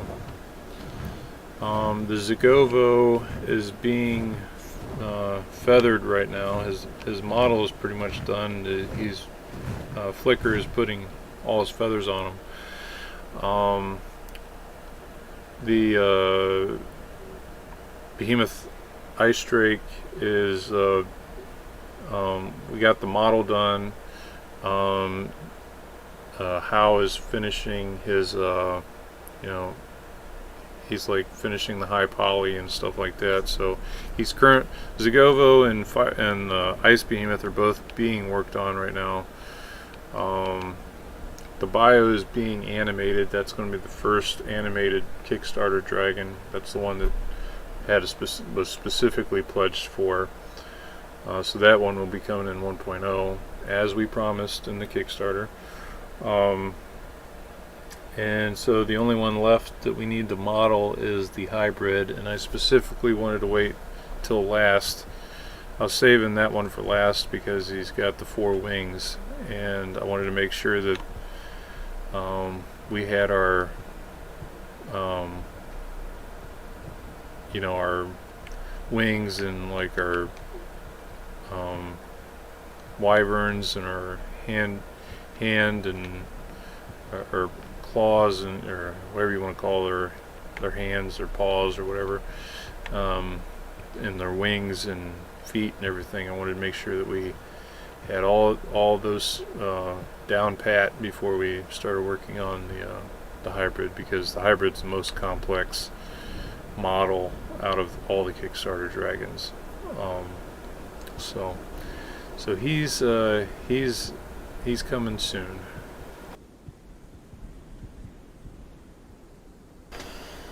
Well, let's see. Bone break or wing break, will it be in game? If so, can some dragons do it? We've thrown that idea around a lot. Bone break or wing break. We might add it and we might not. We're definitely going to keep talking about it. We just haven't made up our minds yet. Whether it would be a good combat thing or if it would, allow for, the ones that have it to be OP compared to the ones that don't.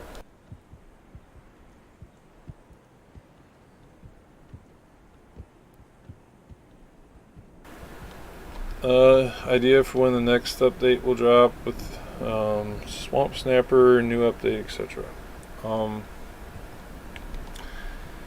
Well, we've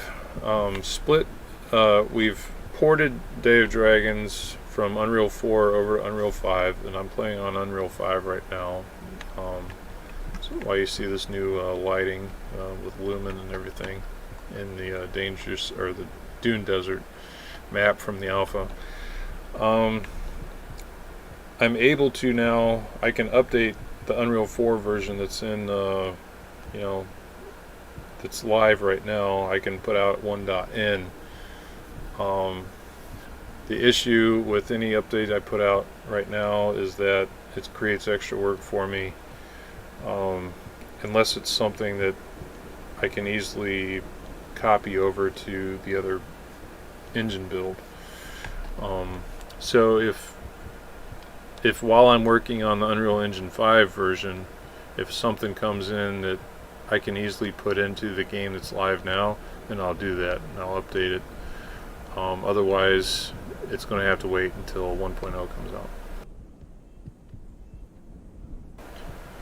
That way I'm not like spending precious time on a build that's going to be deprecated anyway, wherein I can be spending that time on the one that's coming live, you know, so.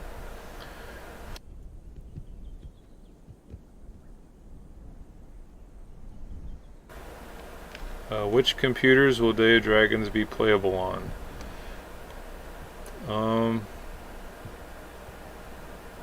I would say you need at least 8 gigs of RAM.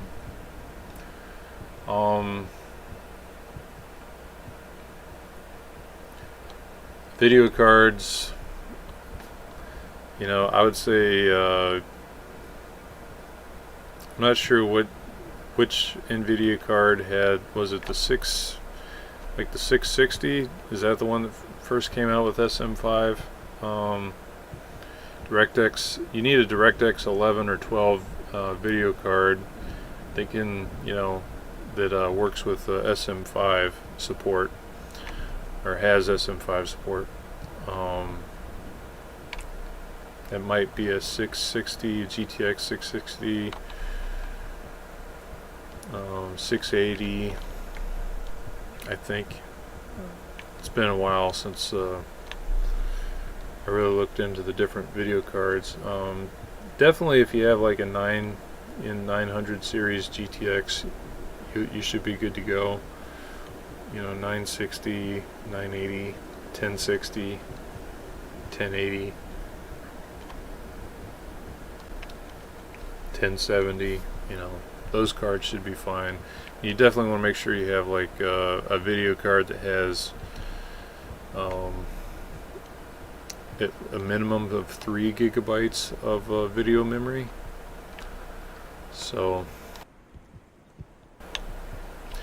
but I really don't know. I mean, I don't have like a low-end computer to test on. I don't have video, you know, different video cards to test on.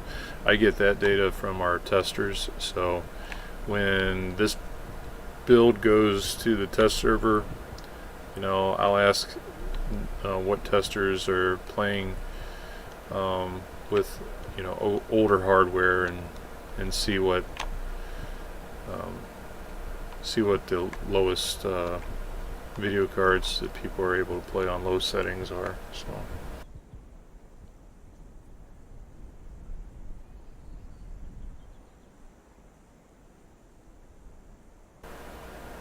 The baby feathered Zagovo is really tiny. It's a class 1. It's extremely small. It's about the size of, when it's full grown, it's about the size of a scrab. So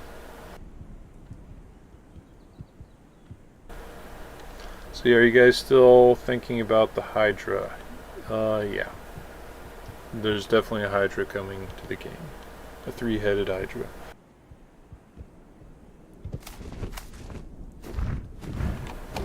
Are there plans for mutations and breeding, aside from getting stats? Will there be a chance to get mutated dragons, different horns, tail styles, eyes, claws, just for show?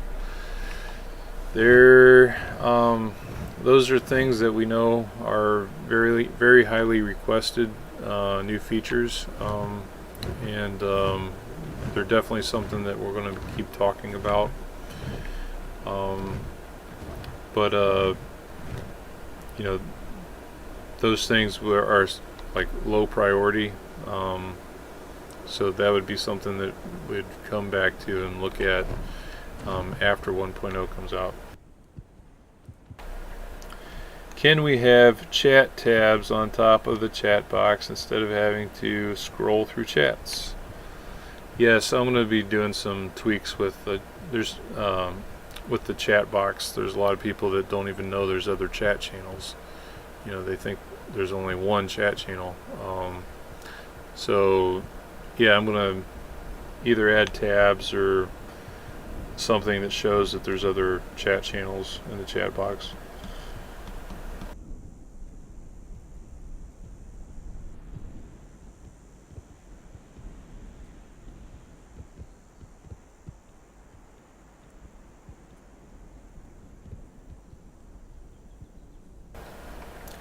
We'll be able to have an ability that lets us respec mutations. I picked up my pre-update and now I'm regretting it, but I don't want to lose my dragon. I don't know. There might be a very rare if there's a way to respec, it's going to require you have to work for it. So there'd have to be like a quest you'd have to do to be able to respec, and I'm not opposed to that, but I'm not going to just make it to where you can respec it as often as you want just by clicking a button, you know. So if I did it, it would be through like a quest where you had to do a quest and you'd have to work for the respec.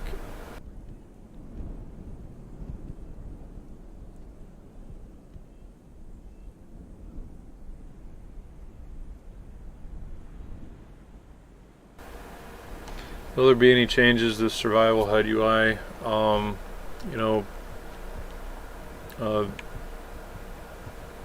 always going to try to improve the HUD. Right now it's not broken and it works. So I'm not really worried about it right now, but you know, making a better UI is something that I'm always going to want to try to do, because that's, you know, having a good UI helps with combat, it helps with role play, it helps with all that stuff. So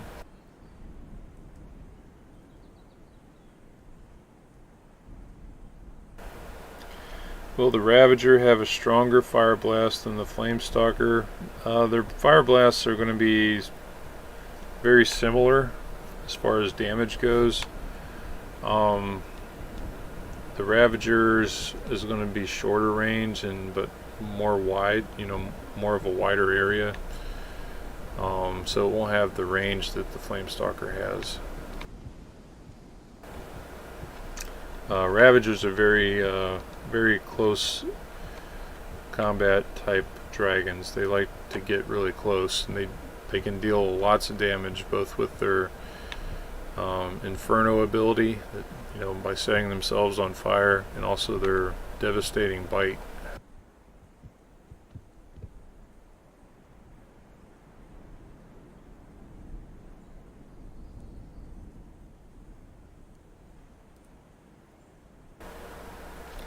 What's the class name to 1 to 10?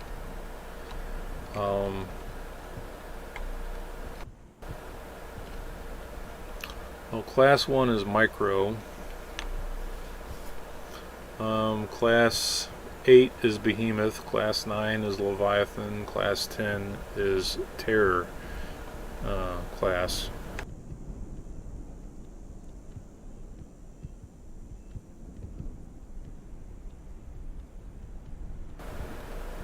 See, will dragons have physical genetic changes such as different tails or spikes or wing shape? I think I already covered that question. Would a bite on the bio really upset people? I don't know if it would upset people, but it is a cosmetic dragon, and as I've said before, cosmetic dragons don't have combat abilities, so they can't like deal damage. See, are Ravagers still going to be faster than the Flamestalker flying? Yes. Will the baby micro dragon have feathers, or will they have to grow, in like birds? I'm not the one to answer that question. I'm not sure. We haven't done the baby morph on it yet, so me and Parrot are going to look at the baby morphs and then decide whether it should have feathers on its little baby self or not. So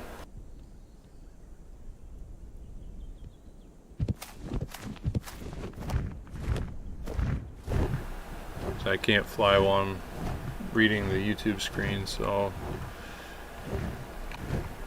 keep landing. Let's see here. Will the baby micro dragon... Oh, I already read that one. Will AI dragons... Alright, answered that. Will wyverns handle differently in flight compared to how dragons handle? Yes.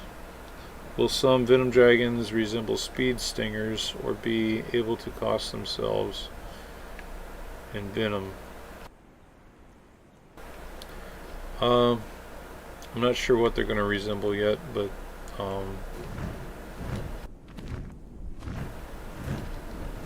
when we know, we will definitely post the concept. So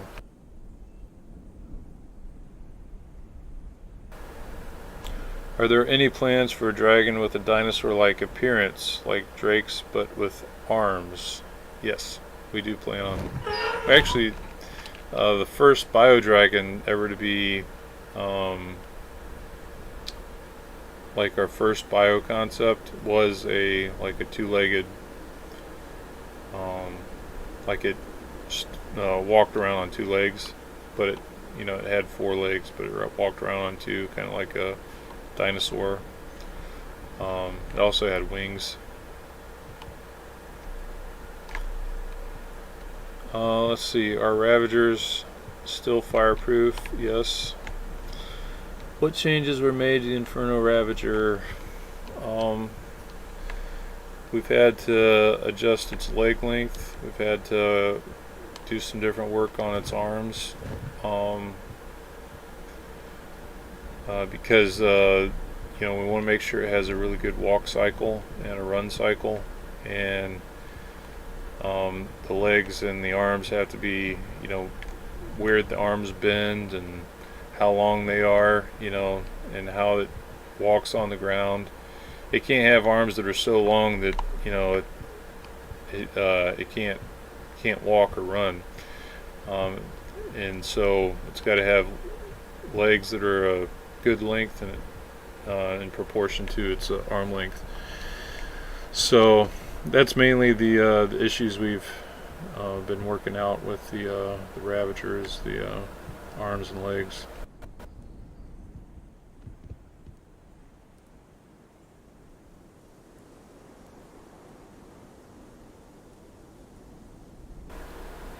Will the Bio Dragons bile make things glow in splotches, or will it make the patterns glow or something along such as aesthetic ways? I think that the bio glow is already done for the different dragons. I would have to look at it again. I can't remember what it looks like. But Flickr did the work on the for the bioluminescent glow effect that happens when you get spit on by the bio dragon.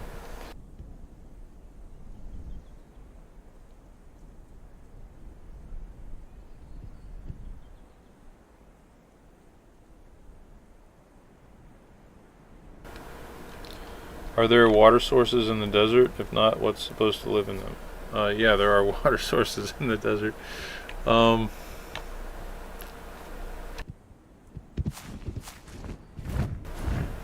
have to try to find them again.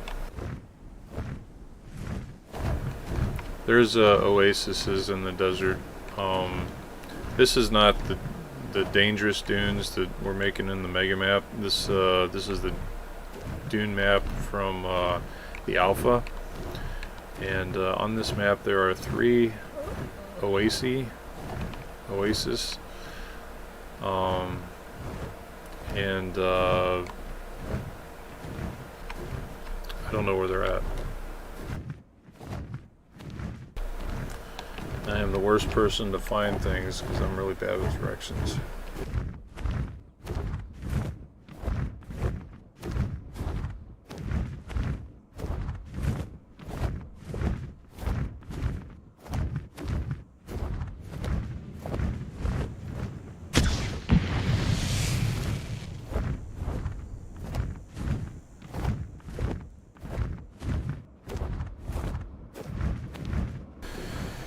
Let's see.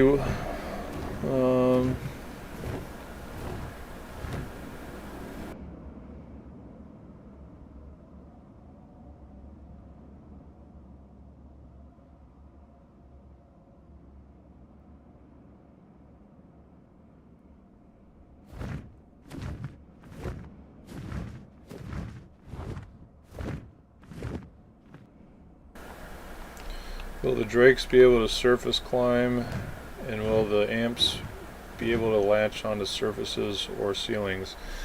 There will be some species that can latch onto things and climb maybe certain trees that can be climbed, or ledges. That's something I want to add into the game. It might not come in until the micro comes in though. Or is it the singe crust? One of them, I think the micro nests in trees.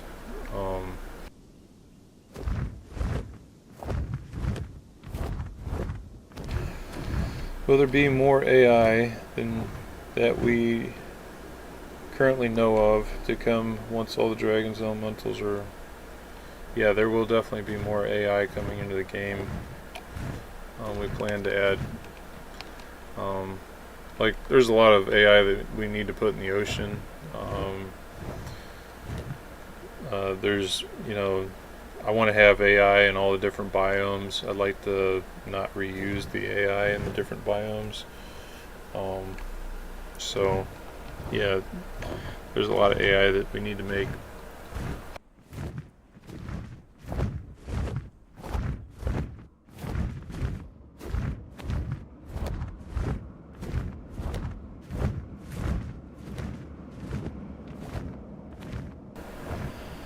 See, will there be a dragon that can set traps?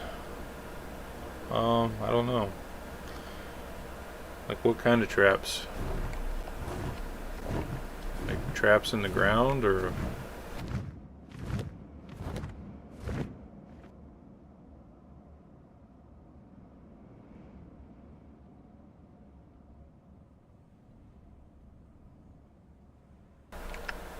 Have you decided on which body stance to use for the singe crest from the concept art?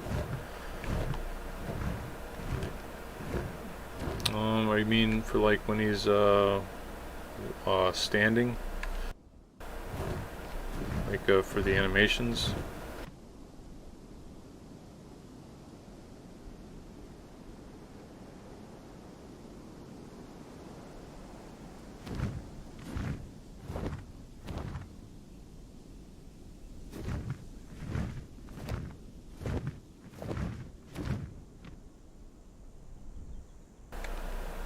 Has anybody seen a while I was, has anybody seen any water,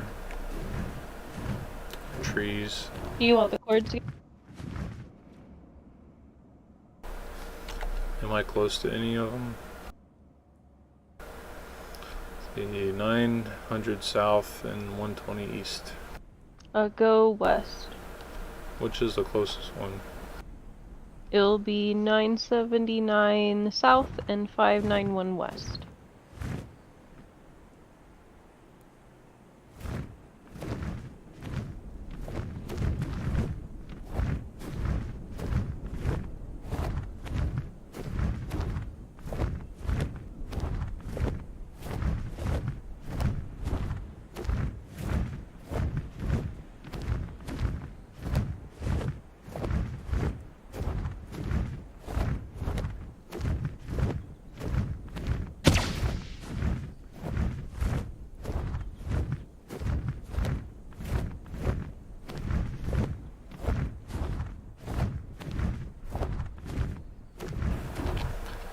flying in dot is so cool.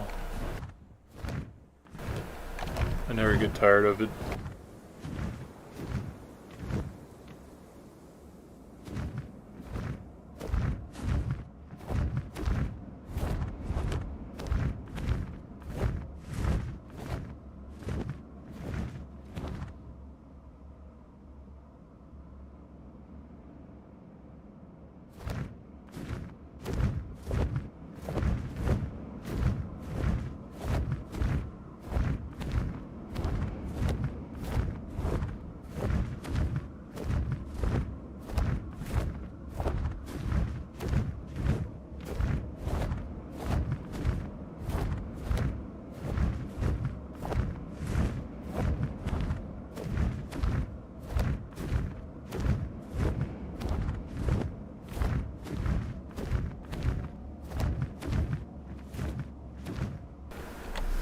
That's definitely going to be the first thing the testers do on this map is write down all the chords, all the water.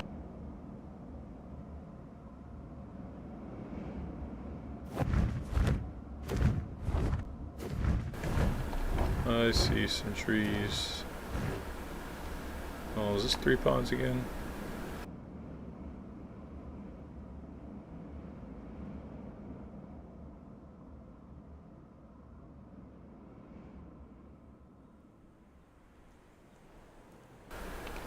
Same place.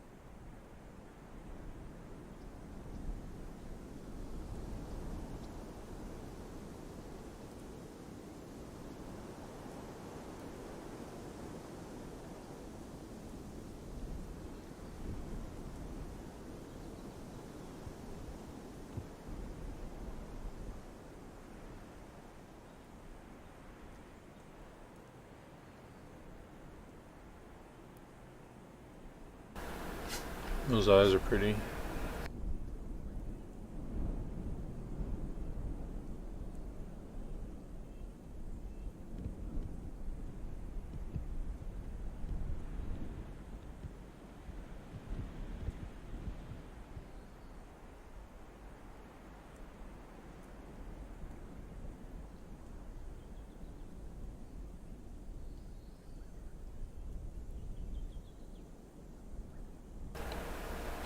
Legs a little twitchy.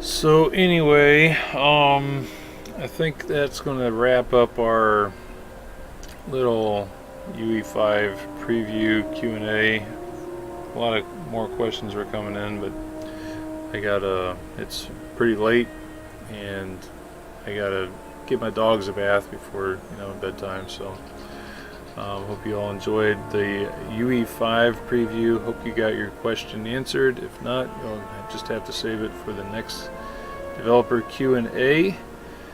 And hopefully you're going to be one of the lucky few that gets to try out Day of Dragons in Unreal Engine 5 in the closed testing branch. But if not, then don't wait. You won't have to wait too long before it's out on the public testing branch, where you can see, for yourself how beautiful Unreal Engine 5 is. The volumetric clouds, Lumen global dynamic illumination, large world coordinates, new shadow mapping. They got all kinds of really cool stuff in Unreal Engine 5. So, well, with that said, we hope that you all enjoyed it, and we'll see you next time.